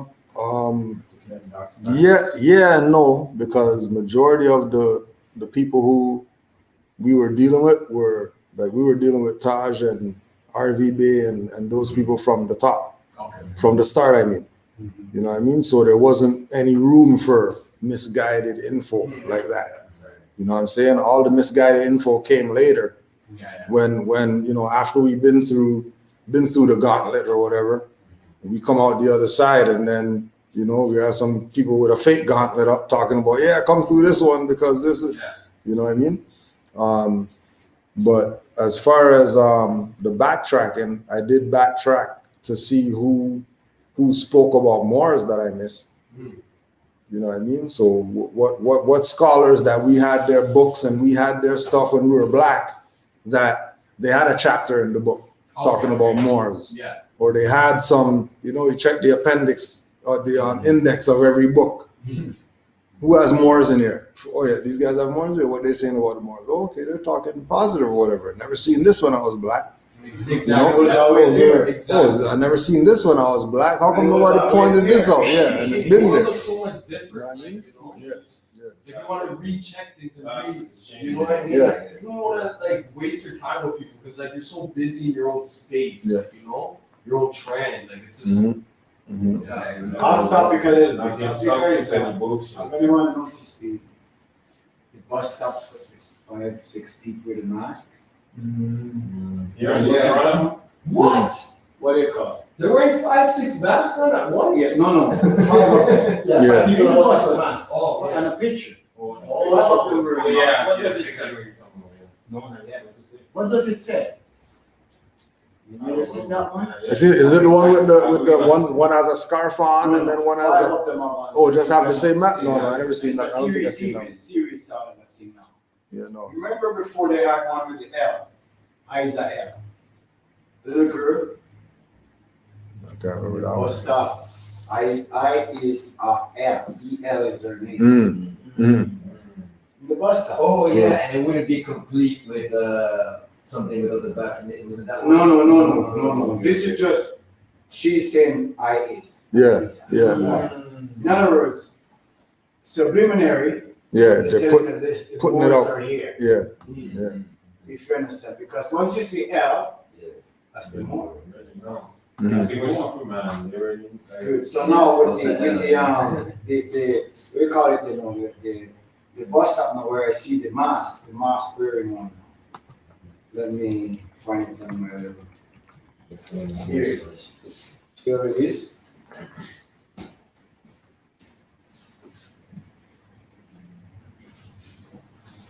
Look at the bus stop. What's that? The corner, I see that. Oh, what's the meaning of that? Oh, 4 quarters? The corners.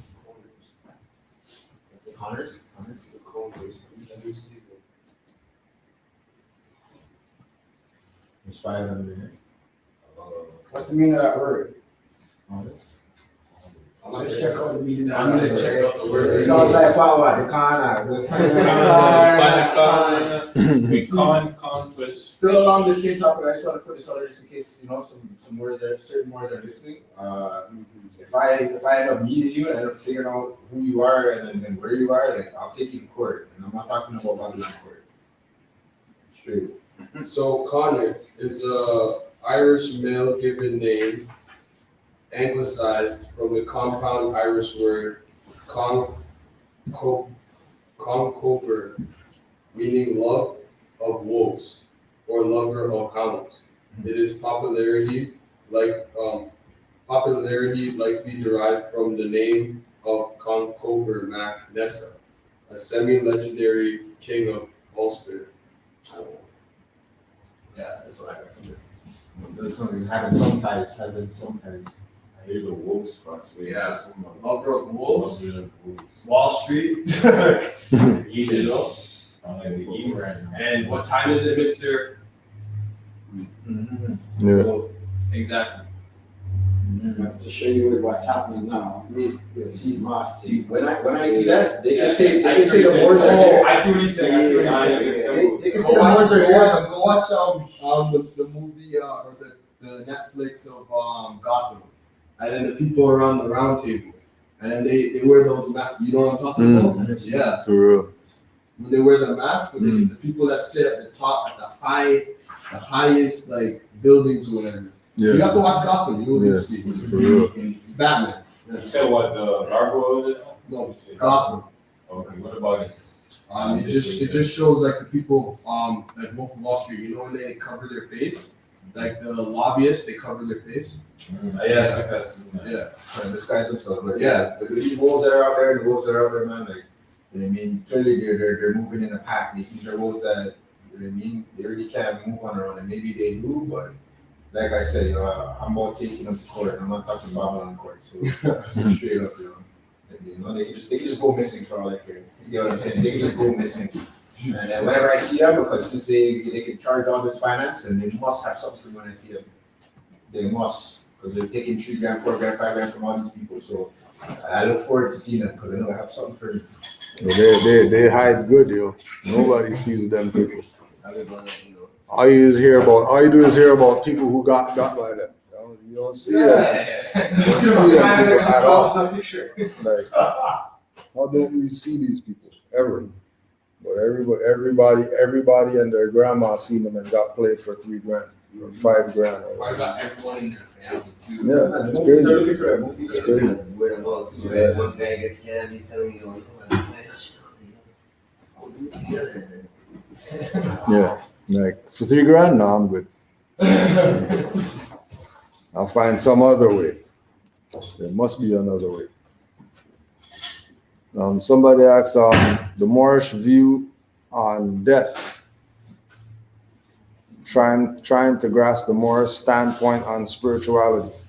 And then we always say that Noble Juali is the man because he brought us the lessons for us to save ourselves. So anytime we're dealing with death or people with death or death comes up, we always go to chapter 4, the ministry of death chapter. So this is how Moors should be viewing death. If Moors aren't viewing death like this, then they should get on board ASAP. Mathino said, "It is not well to weep because of death. Death is no enemy of man. It is a friend who, when the work of life is done, just cuts the cord that binds the human boat to earth, that it may sail on smoother seas. No language can describe a mother's worth, and yours was tried and true. But she was not called hence until her tasks were done. The cause of death are always for the best, for we are solving problems there as well as here, and one is sure to find himself where he can solve his problems best. It is selfishness that makes one wish to call again to earth departed souls. Then let your mother rest in peace. Let her noble life be strengthened and inspiration unto you. A crisis in your life has come, and you must have a clear conception of the work that you are called to do." Right.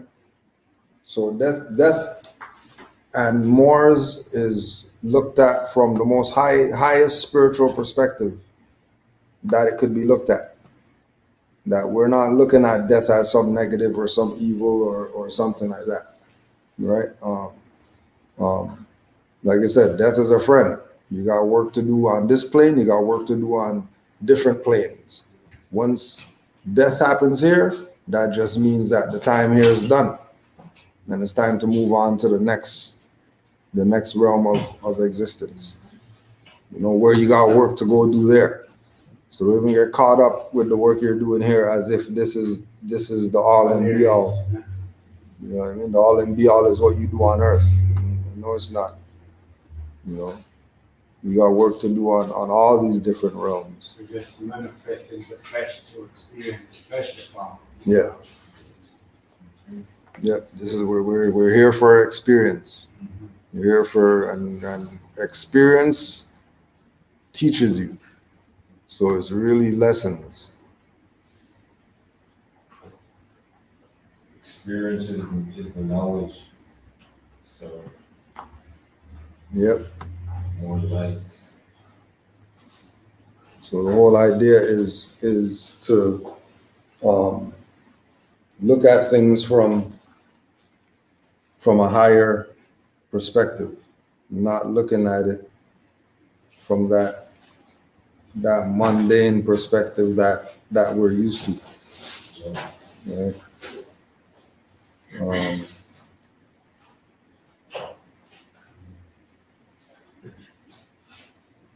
Even somebody had asked about somebody had made the statement about the different selves, and then that being in our lessons.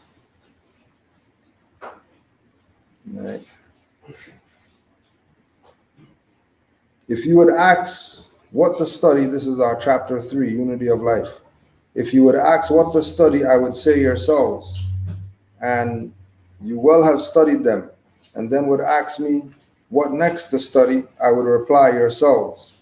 He who knows his lower self knows the illusions of the world, knows the things that will pass away. And he who knows his higher self knows Allah, knows well the things that cannot pass away. Thrice blessed is the man who has made purity and love his very own. He has been ransomed from the perils of the lower self and is himself his higher self. So all the lessons are there for us to get ourselves in order. It's just how serious are we going to take the lesson?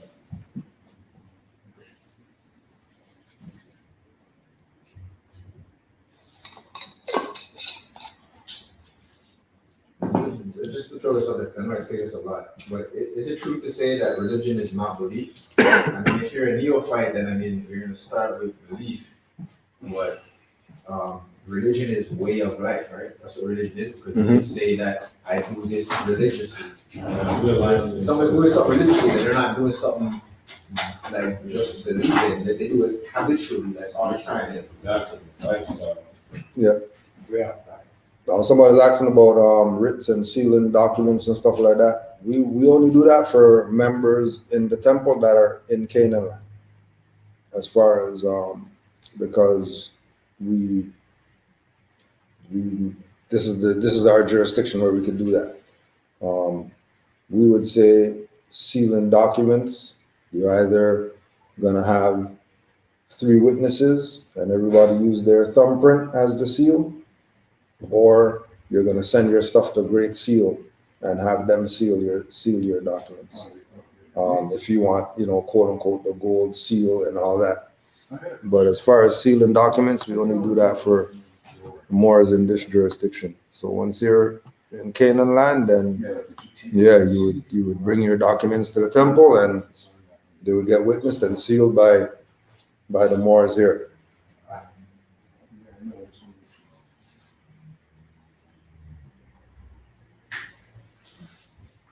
Nowhere else. I said nowhere else. Yeah. If you go anywhere else, the guarantee you're gonna get some type of fee charge or whatever. It's the center point. Everywhere has a center point. All banks have center points, even Congress has a center point. Yeah. Military. Really, what you're supposed to have, like from I think what I learned, is you're supposed to be starting a peer study group. You're supposed to be starting a study. Yeah. So if anybody's coming to you from like a position of these oaths and stuff like that, there should be a bill. Like there shouldn't be a charge for building with them, and they shouldn't be charging somebody who's neophyte and new just to build with them on their own nationality, on their own info. knowledge. Yeah. It's not cool like that. Yeah. I mean, we get it like that, but it's not really like that. I have a question. Do you guys get like random call or whatever?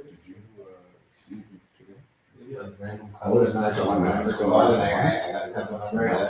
what I mean. And I'm just like, Check under. Like, cause like I'll talk to Maybe it's somebody between who's them. I Moor, don't know. and then after that, I feel their spirit, and I'm just like, oh, he's probably gonna go call Cujo or the temple somehow, man. It should be like, what's the Moors about and stuff like that. Yeah. Can I get my nationality card? But, like, I never explained it like that, you know what I mean? But I don't want to, like, that's crazy. Yeah. whenever if it's time to talk, I'm trying to explain it like that. Yeah. So I'm late for whatever I'm doing because I'm explaining. Yeah. But again too with that, it's just like with the battles, you know what I mean? You're gonna suss out who you're really gonna put the time in to put this information on. You know what I mean? Because there's no sense talk there for an hour with somebody about it, and then they're not gonna take the steps to go further. You know what I mean? Yeah. I mean, if they're at that place, or if they're at the place where a little bit of information, they're good, and then they'll go whatever for a few months, and then come back a little more information, and come back a little more. You know what I mean? People are in different levels of getting this the way they're supposed to be getting it. You know what I mean? It's supposed to be, you know what I mean? It's supposed to be tsunami. It's not supposed to be droplets. You know what I mean? It's supposed to be, you know what I mean, flooded, you know what I mean, falling off your surfboard. Yeah, you know, you're supposed to be drowning. You know, that's where you know, you take it and save yourself with it, because you realize that this is, if I don't deal with this, it's not happening. You know what I mean? If I don't, it's not happening. Right? And it should be looked like that across the board with everything. You know what I mean? Coming to the Moorish move. Well, where's the Moorish hospital? You bill it yet? If you didn't bill it, it's just you know what I mean? Because obviously we don't have a Moorish hospital. Stop talking crazy. You know what I mean? Obviously, we don't have a military and all that stuff, so don't even go there like that. You know what I'm saying? You know, not that we can't have it or we shouldn't have it, but at the moment, It's not there like that. And if it's some grand stuff that you're looking for, you better build it. You know what I mean? So it can be talked about or presented or we have it available or whatever. If you're not gonna do it like that, then we can bring it up like that. You know? You ask them, what has I and I done? Yeah. By I mean, Yeah. your higher self and other self. Your I and I. What have you done? You know? I mean, like, people are always looking for someone to come and save it. Yeah. They're trained to always be spoon-fed and spoon-fed information rather than that process of doing it yourself. It's like, Mm-hmm. that's where it's Yeah. People still go to church, right? Yeah. Store, Right. I only realize now that common, I guess I would say common Rastaman or whatever, was doing that. They were looking, so they were studying, they were reading. It was just a matter of getting them the right information. Mhm. When you're saying I and I knew that before, but now I look at it properly again. Yeah. I and I is higher self, lower Yeah. self. So you kind of say I and I, that's higher Yeah. self, lower self. Yeah. My two eyes. You know what I mean? Yeah.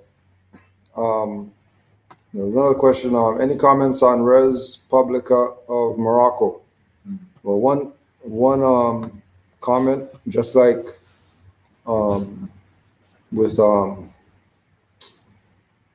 with Moorish Consular Court, right? We don't know Shayla Morbe. So I don't know Shem. I don't know him. I never heard of him ever. So there's no way he's going to be having any authority of anything that I'm part of like that, because I don't know him like that. Right? Yeah, we know, everybody knows Abdullah, but I don't ride people because of people. I mean, because Abdullah said that means we're going to do it. Not really. Especially when you're talking about somebody I don't know and all that stuff, and you know what I mean? Where's the track record of these people who are so credible and whatever. So that's where we're at with that. It makes sense. You still have to deal with our own state, our own house, right? As simple as that. You know what I mean? Like if I don't know you like that, then there's nothing that you're gonna convince me of that I'm riding with what you're saying opposed to what whoever else has been saying for the past 10, 15, 20, 25, 30 years that works. You know what I mean? That we could implement it or we've implemented. We got a favorable response, then there's nothing else for me to add on to that like that. You know what I mean?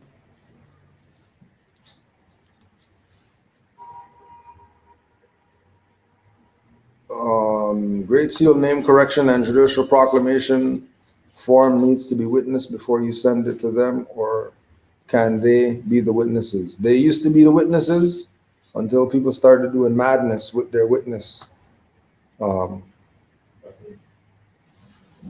position. So it used to be that you could send your documents to Great Seal and they'll witness and seal. They don't witness and seal anymore because there's a lot of unfaithful people, just like people not coming in the door and getting a nationality card with us. You're gonna go through the motions. You're gonna prove your allegiance. You're gonna have your dues up to date. There's gonna be certain things before we say, here's a card, here's paperwork or whatever. Because we, as we said, we got track record to show the amount of people that came in here and left and never seen them ever again or whatever. But they got their Moorish benefits. They got their Moorish honors. They got off their case. They got off their whatever. But then they disappear. How about keeping the so-called islands, like temples there and stuff? How would they? Well, there's, like we say, there's Moors everywhere. So in those jurisdictions, we don't have a temple, for example, Jamaica, we don't have a temple. Yeah, but there's Moors there though that have meetings and they go and meet, whether it's a park or whatever, You know what I mean? So They could sign for each. yeah, they could witness for each other, same stuff like we're doing here. You know what I mean? There's Moors that we know. Jamaica, there's Moors there for sure. You know what I mean? That meet. I spoke You to know what them, I'm saying? but I never get to see them. Yeah. You know what I mean? So they are there.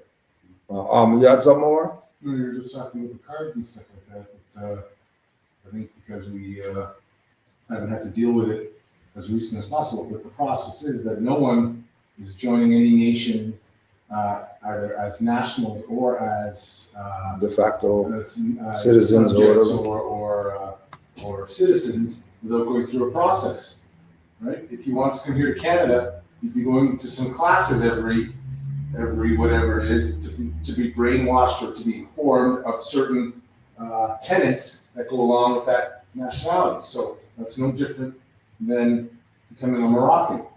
There's a certain level of knowledge that you have to be able to impart or to regurgitate.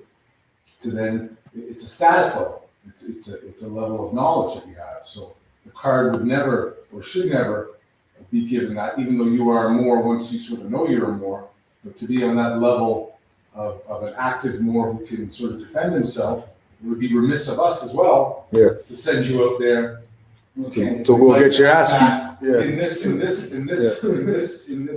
environment right now to try and stand on your nationality. Yeah.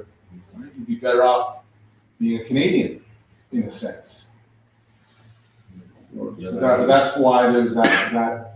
I mean, it's supposed to be 26 or 25 classes, which would be approximately 6 months, right? And then it's all the back to basic classes, and then even then, as we would tell you, we would still tell you to leave that card in your pocket for another whatever period of time before you start trying to exercise with that from the perspective of trying to get some benefit or some perceived benefit from the so-called colonizer who's put you into that position to begin with, i.e., I'm going to not pay my mortgage anymore because I know this is my house. You'll find yourself out of your house next day, i.e., I'm not going to use a license anymore. You're going to find yourself being dragged out of your car and be put in jail. So based on lack of knowledge, not based on the card doesn't work. Not only that, based on whatever. based on them being absolute criminals, which is the thing that you're missing from the perspective of, oh, this guy's in a uniform, he's got a gun.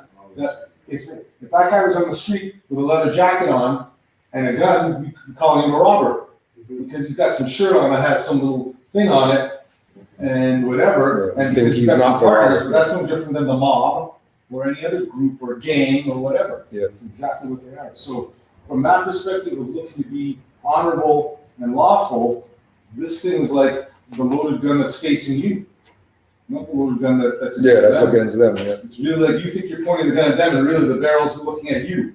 That's how I see it in the beginning. You got to be very careful with this. It's an absolute. You have to be able to disassemble the gun. Well, yeah, you got to be able to know that really it's when you walk away, they have to assemble all of it before they even try to shoot you in the back. Yeah. You got to know enough that you can do that, and you're like, all right, see you later. Mm-hmm. And then the further step would be, and even the further step to that would be being, I'm not even looking to engage with these guys. Yeah. It's really about going back to my plot, building my plot up, because at the end of the day, you're still going to be dealing with a guy whose benefit is coming from your ignorance. So even at the end of the day, when you point everything out, he's still got to go on the fact that, no, you're wrong. Because if not, then he's got to get out of the seat, let you sit in it, give you the car, give you the money, all that stuff, and it's not going to happen like that. Yeah. So we always try to tell people, because everyone gets this and thinks that it's time to run with it, and it is time to run with it, but we're just letting you know that it's going to be that personal experience that everyone goes through. You're dealing with vampires and robbers and criminals. Mm-hmm. So you're going there on some lawful stuff, and then wondering why you ain't getting lawful back because they ain't lawful. You just figured out what lawful. To your standards like that, you have to. Because they're a bunch of criminals. They're a bunch of criminals, and it's dependent on whether they really know or they don't know. But altogether, that whole system is all corrupted, and it's all predicated on taking your rights and feeding off of you. Mm-hmm. And you then think that, oh well, no, I now got the law. No, because on top of that, the smartest guys are not putting on the street level. You're putting the guys who are following the rules on that level, not the thinkers. Right. You have to have that militancy and the knowledge of the mind. But that goes back to asking our elders that are here before you make a move, because like you can make premature moves. They came here before us. So Yeah, but like, the problem is most of the people, we're only reaching out for that hand when we've fallen. When really we should be reaching out for that hand now, Yeah, when we're up. Yeah. The problem is, and then at that point, once you're off balance, then you're looking for an angle. And then at that point, that's when all kinds of stuff comes in. starts coming in, Because that's where the term know yourself is at. Okay, I know I'm not up to this, so maybe I gotta take an L, like someone was saying, Yeah. or whatever. No, instead, I got this thing now that I think means a BB gun, and now this is gonna handle things. Well, no, the BB gun's gonna bounce off your shit, and they're gonna take their gun and shoot you. Yeah. That's really where it is. Wow. So.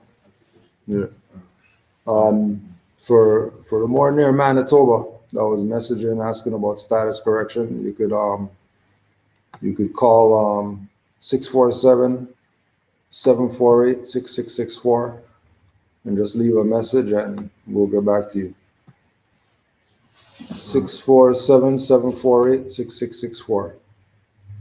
I got a question in regards to, I think it's called adverse possession, sort of, not even adverse like that, but I think I had, just from a little bill that I would test on, and I think you're doing it, in the side of the building. How do things work in the sense of, if we were to build something, if we were to build an establishment or an edifice on our land, and we don't know all about the land's policies and the way they do stuff, but I mean, I know there's a difference, and they're going to defend a building or something that they built on our land, and us claiming it in comparison to us building something on our land and us claiming it. Like how much of a difference does that make? Like we say, build and they will come, and I really believe that if we built an edifice, that would move a lot of people, just for the simple fact that the edifice is there and we built it. Nobody else built it, we did. So how would that work? Like what is it in the sense of all these farmers got so much land, there's so much land out there that's not even going to be taken care of. It's going to be used 10 years down the road because they know the way the water paths go, they know which land's going to go to crap because there's a factory over there, and they know kind of what's going on with their land, but they're not sharing with us. So there's a lot of land that's sitting there that is not even checked for, that all of a sudden Moorish kid, they like to say squat or whatever, and then build something on it, and then when they try to come back, it's like, adverse possession, like you weren't even using it. Like, secondly, it's our land. That's kind of where my mind is questioned. Well, but you're not one. If you're looking at the whole land perspective, it's not going to be anywhere around here. In the quote unquote city, you're gonna go 1 hour, 2 hours, 3 hours, whatever, outside of the city, right?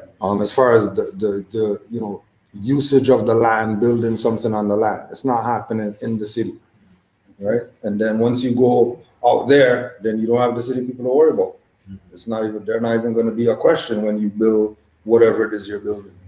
It's just now would when you say building and they would come, the people who are going to come, would they be able to get where your stuff is at? That's ultimately what it's going to come down to. Either they are transitioning there to be where that thing is so they can access it, you know what I mean? Or because if there's this in the city and they can't even get to this, then they're definitely not going to be getting to 2 hours, 3 hours north, south, east, or west. You know what I mean? And then you would have built it, and then they're still not going to come. You know what I mean?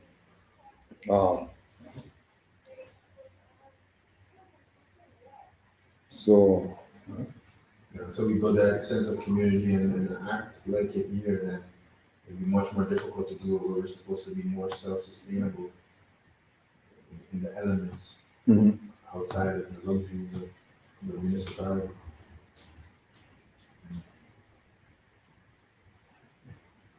Yeah. So for us here, that's where it would be with We bring in the people, and then somebody's gonna say, hey, you know what, I got a spot out, you know, whatever, I got 20 acres up north. You can do something with that. You know what I mean? And this stuff's gonna happen. You know what I mean? It'll be already theirs, and then, you know, they get the knowledge of claiming it like that. You know, mark it, stick it, leave it on, everybody, we build our whatever we build on it, and then we have our stuff. You know? But that goes back to part what we're gonna read too. Another thing was somebody else brought up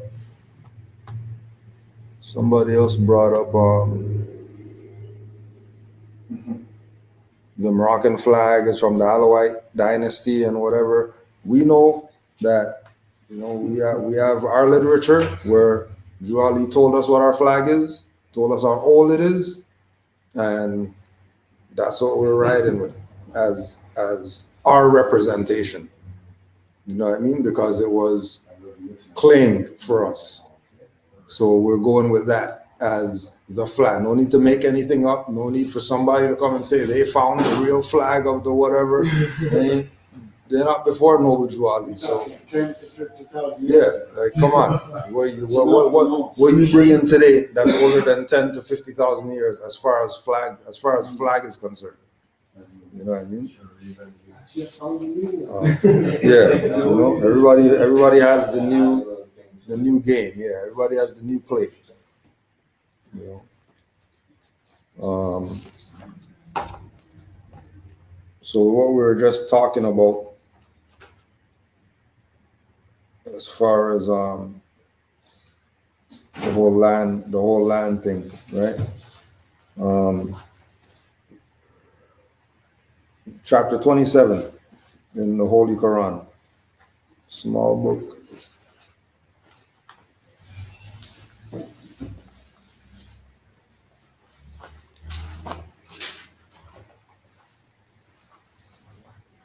And then people who are saying, you know, well, it's historically inaccurate to claim that flag because, you know, because Drew Ali said it. Why are you gonna do it? Because he's the prophet. That's why. Like, we're not interested with other people and what their belief is or their, you know what I mean, assumptions of what this is. You know what I mean? We know that the Moroccan flag is the red flag with a green 5-point star. And that wasn't page 69 in the pocket. That wasn't something that is not connected to the Moroccan Empire. Right? People keep thinking Morocco and they keep going to the kingdom. Always, regularly, when that's a fiction. They came about in 1956. Yeah. They're not the Moroccans. They're They're modern. Remember, I said Canada is 152 years old. Not Morocco is not even 100 yet. I always use that. Isn't the lack of story have like a corresponding like understanding to do with grafting? You get what I mean? The what? Like how they grafted their culture out of ours. You get what I mean? Yeah. Yeah. Or they graft onto Yeah. our culture. Like we're not saying that we're better. Well, like you get what I mean. We're the same. We could articulate it in a way where it's in a good manner. You get what I mean? So yeah, we are the same. We do share the same principle, but I'm just saying we are the prototypes. Yeah. We are the original Samaritans. You get what I mean? Like we were the original St. Peter's. You know? Yeah. So, Yeah. I know it. Yeah. Exactly. And again, like, yeah, and the thing with you know, us being a cult and all this because Drew Ali and he's not really a prophet and whatever like that. People who are on the outside, just like on the outside of anything else, that's how they're gonna talk because of lack of knowledge of what's going on. And when you show them stuff, they still don't want to read it. So it's like, Yeah, if they don't want to check it for themselves to realize, you know what I mean? You know, they're gonna complain about Drew Ali but not read the Quran to see what the lessons are. Then you know you're gonna be in ignorant. You're gonna be in ignorance of the lessons. So, Yeah. they're being cognitively dissonant. Yeah, willingly. At every point, they're just missing. Right. So holy unity of rich and the poor. The man to whom Allah has given riches and blessed with a mind to employ them aright is peculiarly favored and highly distinguished. He looketh on his wealth with pleasure because it affordeth him the means to do good. Right? Simple as that. If you got afforded the blessings that you're taken care of and all that stuff, then all that stuff that you got is really for you to do good with. It's not for you to go splurge and do all types of madness because you can do that because you're whatever. No, you're supposed to be helping out the less fortunate, especially if you're peculiarly favored and highly distinguished. You have an obligation to the poor, right? He protecteth the poor that are injured. He suffereth not the mighty to oppress the weak. He seeks out objects of compassion. He injureth into their wants. He relieveth them with judgments and without ostentation. He assisteth and rewardeth merit. He encourageth ingenuity and liberally promoteth every useful design. He carrieth his own great works. His country is enriched, and the labor is employed. He formeth new schemes, and the arts receive improvement. He considereth the superfluities of his table as belonging to the poor of his neighborhood, and he defraudeth them not. Now, this is the guy at the top. The benevolence of his mind is not checked by his fortune. He rejoiceth therefore in riches, and his joy is blameless. But woe unto him that heapeth upon wealth in abundance, and rejoiceth alone in the passing thereof, in the possession thereof, that grindeth the face of the poor, and so considereth not the sweat of their brow. He driveth on oppression without feeling. The ruin of brother disturbeth him not. The tears of the orphan he drinketh as milk, and cries of the widow are music to his ears. His heart hardened with love of wealth, no grief or distress can make impression upon it. But the curse of iniquity pursueth him. He liveth in continual fear. The anxiety of his mind and the rapacious desires of his own soul take vengeance upon him for the calamities he hath brought upon others.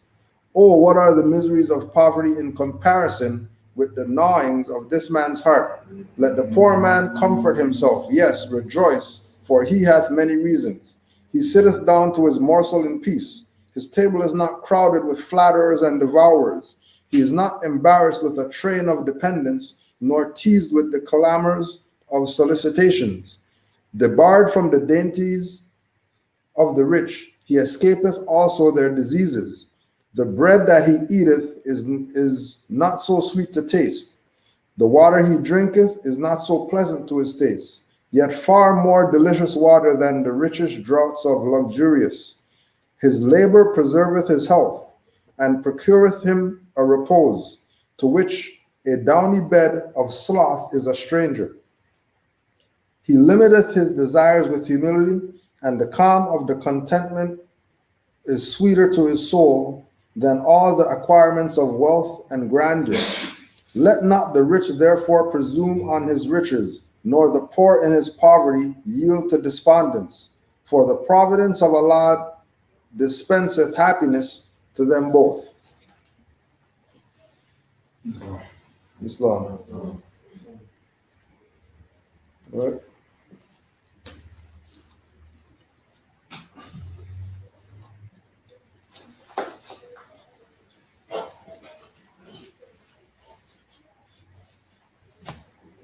Any closing questions or comments?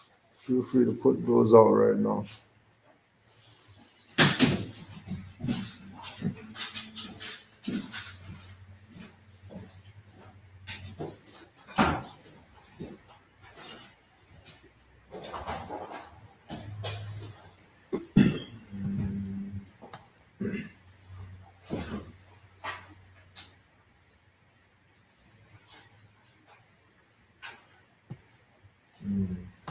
question about the proper way in leaving the national domicile. The proper way in, Leaving the national domicile. So, when you say leaving, yeah, like going to another domicile, like for example, going to Ghana or going to Nigeria or some place, or China. yeah. With the documents required, we use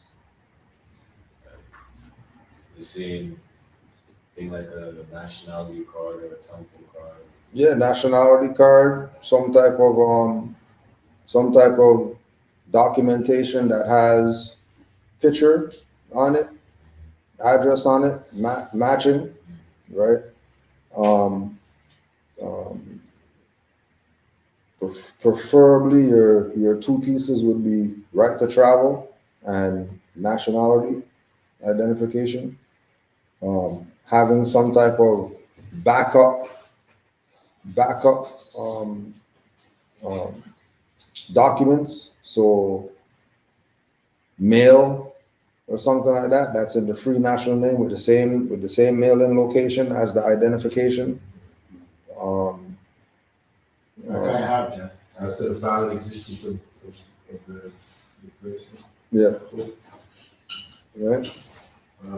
In that same circumstance, and like if you're not using foreign colonial documents, then would it be safer? Doesn't it not make sense to possibly send documentation to that jurisdiction you're going to ahead of time, like just to let them know that you will be arriving? So perhaps. Yeah,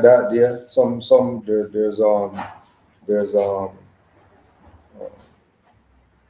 whatever quote unquote port you're going to, putting them on notice that you're going to be traveling with particular documentation, whether copies of it or whatever, so they know what it is to expect for when you get there.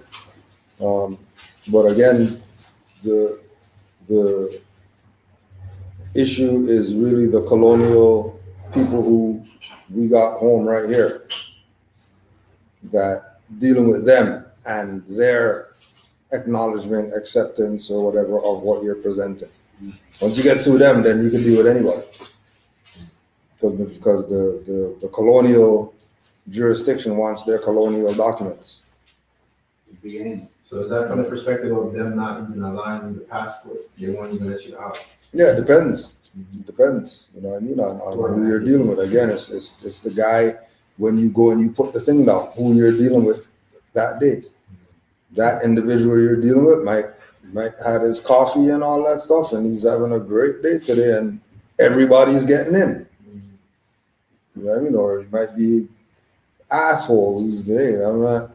What is this? In which case, it might be the time of day, because I don't know who I watched this under, if it was Moorish American or just a random party, but somebody showed a correlation between the time of day and what do you call it?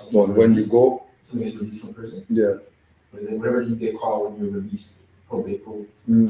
So they found that those who were seen first in the morning, first after lunch, and whatever the last break is, that those people would be more likely to get the parole, because the mental energy of the people who are seeing the cases goes down. So the morning they're in the fresh energy, so they're likely to let more pass. But as they're sitting there for X amount of time, continue to review the stuff, they're just like, nah, they get their mental voicemail on that. So to be able to Energy.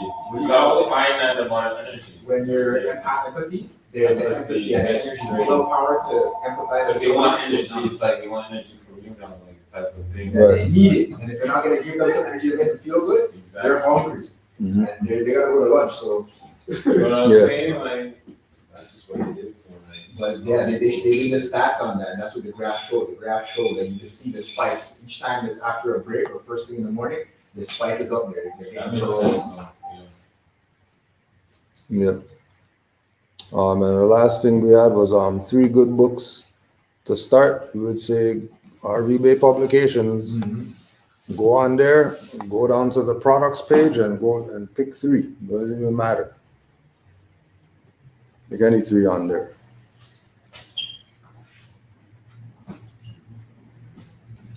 Right. All how can we build up Trinidad? Might want to go there and ask Moors there how they could build it up. I'm not there, so I couldn't tell you. But if you're there, start with getting this information out to their people that they're not Negro, black, colored, or Trinidadian and all that. And, you know, it starts with the change starts with the mind being changed. Until the mind changes, nothing's happening. I don't care how much information you got, how much different flags you got, how much whatever.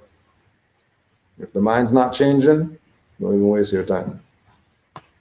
So it all starts with man is mind. Change your thinking before you change anything else. Before you change that card in your pocket, change your thinking. If you're still talking about, you know, hey, I want to get a nationality card, you know, for my kids and all that stuff. You don't need nationality card. You're thinking, yeah.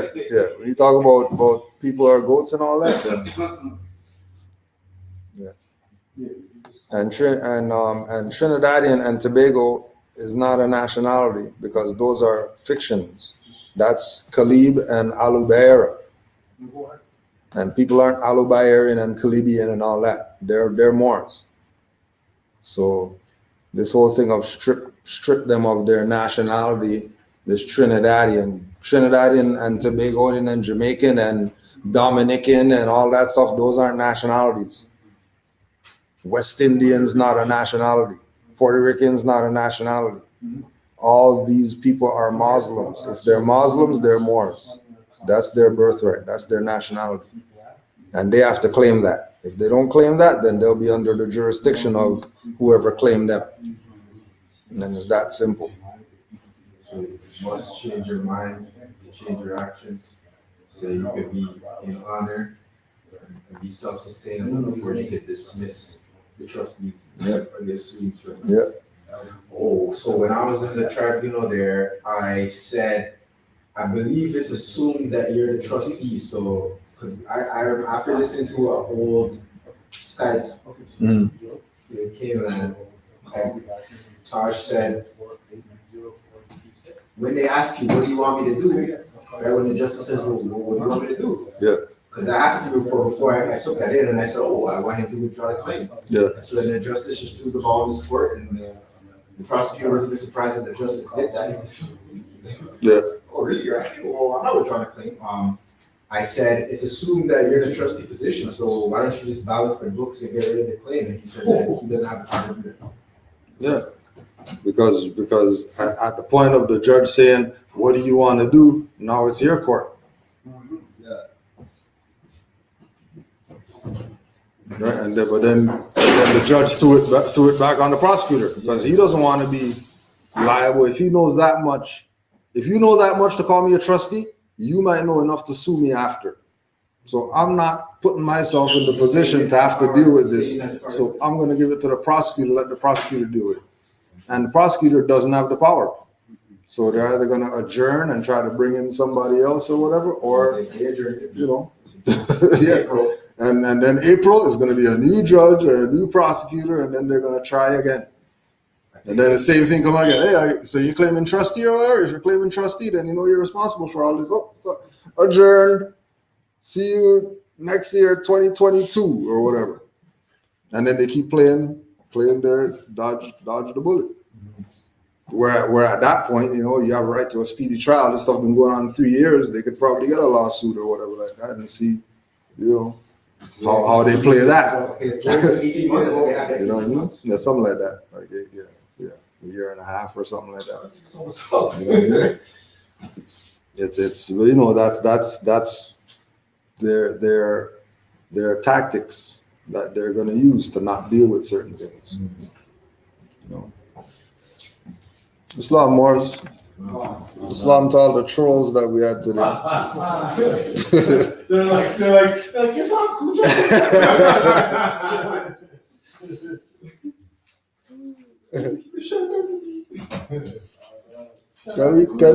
Can we kick a freestyle before we do? Yeah, here's a freestyle for you. Raise these. Here's a freestyle. Like that face, Steve. Is that what they said? Is that what they said? They said what? They want a freestyle. They want a freestyle. They want you to keep a free verse for them? Wow, those guys are good, eh? They're good, you know. They're good. We'll pick a free one right here. One on the left, two on the right. Allah, Father of the universe. Father of the universe. Father of love. Father of love. Truth. Peace. Peace. Freedom. And justice. And justice. Allah is my protector. Allah is my protector. My guide. And my salvation. And my salvation. By night. By And night. by day. And by day. His holy prophet. Holy prophet. Noble Drawli. Islam. Islam. If you really want to freestyle, stop getting free stuff. Go support the albums. Go to willofallah.com and go buy all the stuff free. We want free stuff. So this is that guy was Luis. Oh yeah, the Winnipeg guy. Yeah. Oh, you know? Yeah, he was in the. He was in Oh the yeah, chat. so you wanted to ask some questions, so. Yeah, I'll give him a show. Yeah. So, you soon didn't do it. I'm wondering if you want to touch base. But I ask before I start chasing back up the thing, because we know it's not going to be Mocha, right? But there was a $20. Islam was. Who else?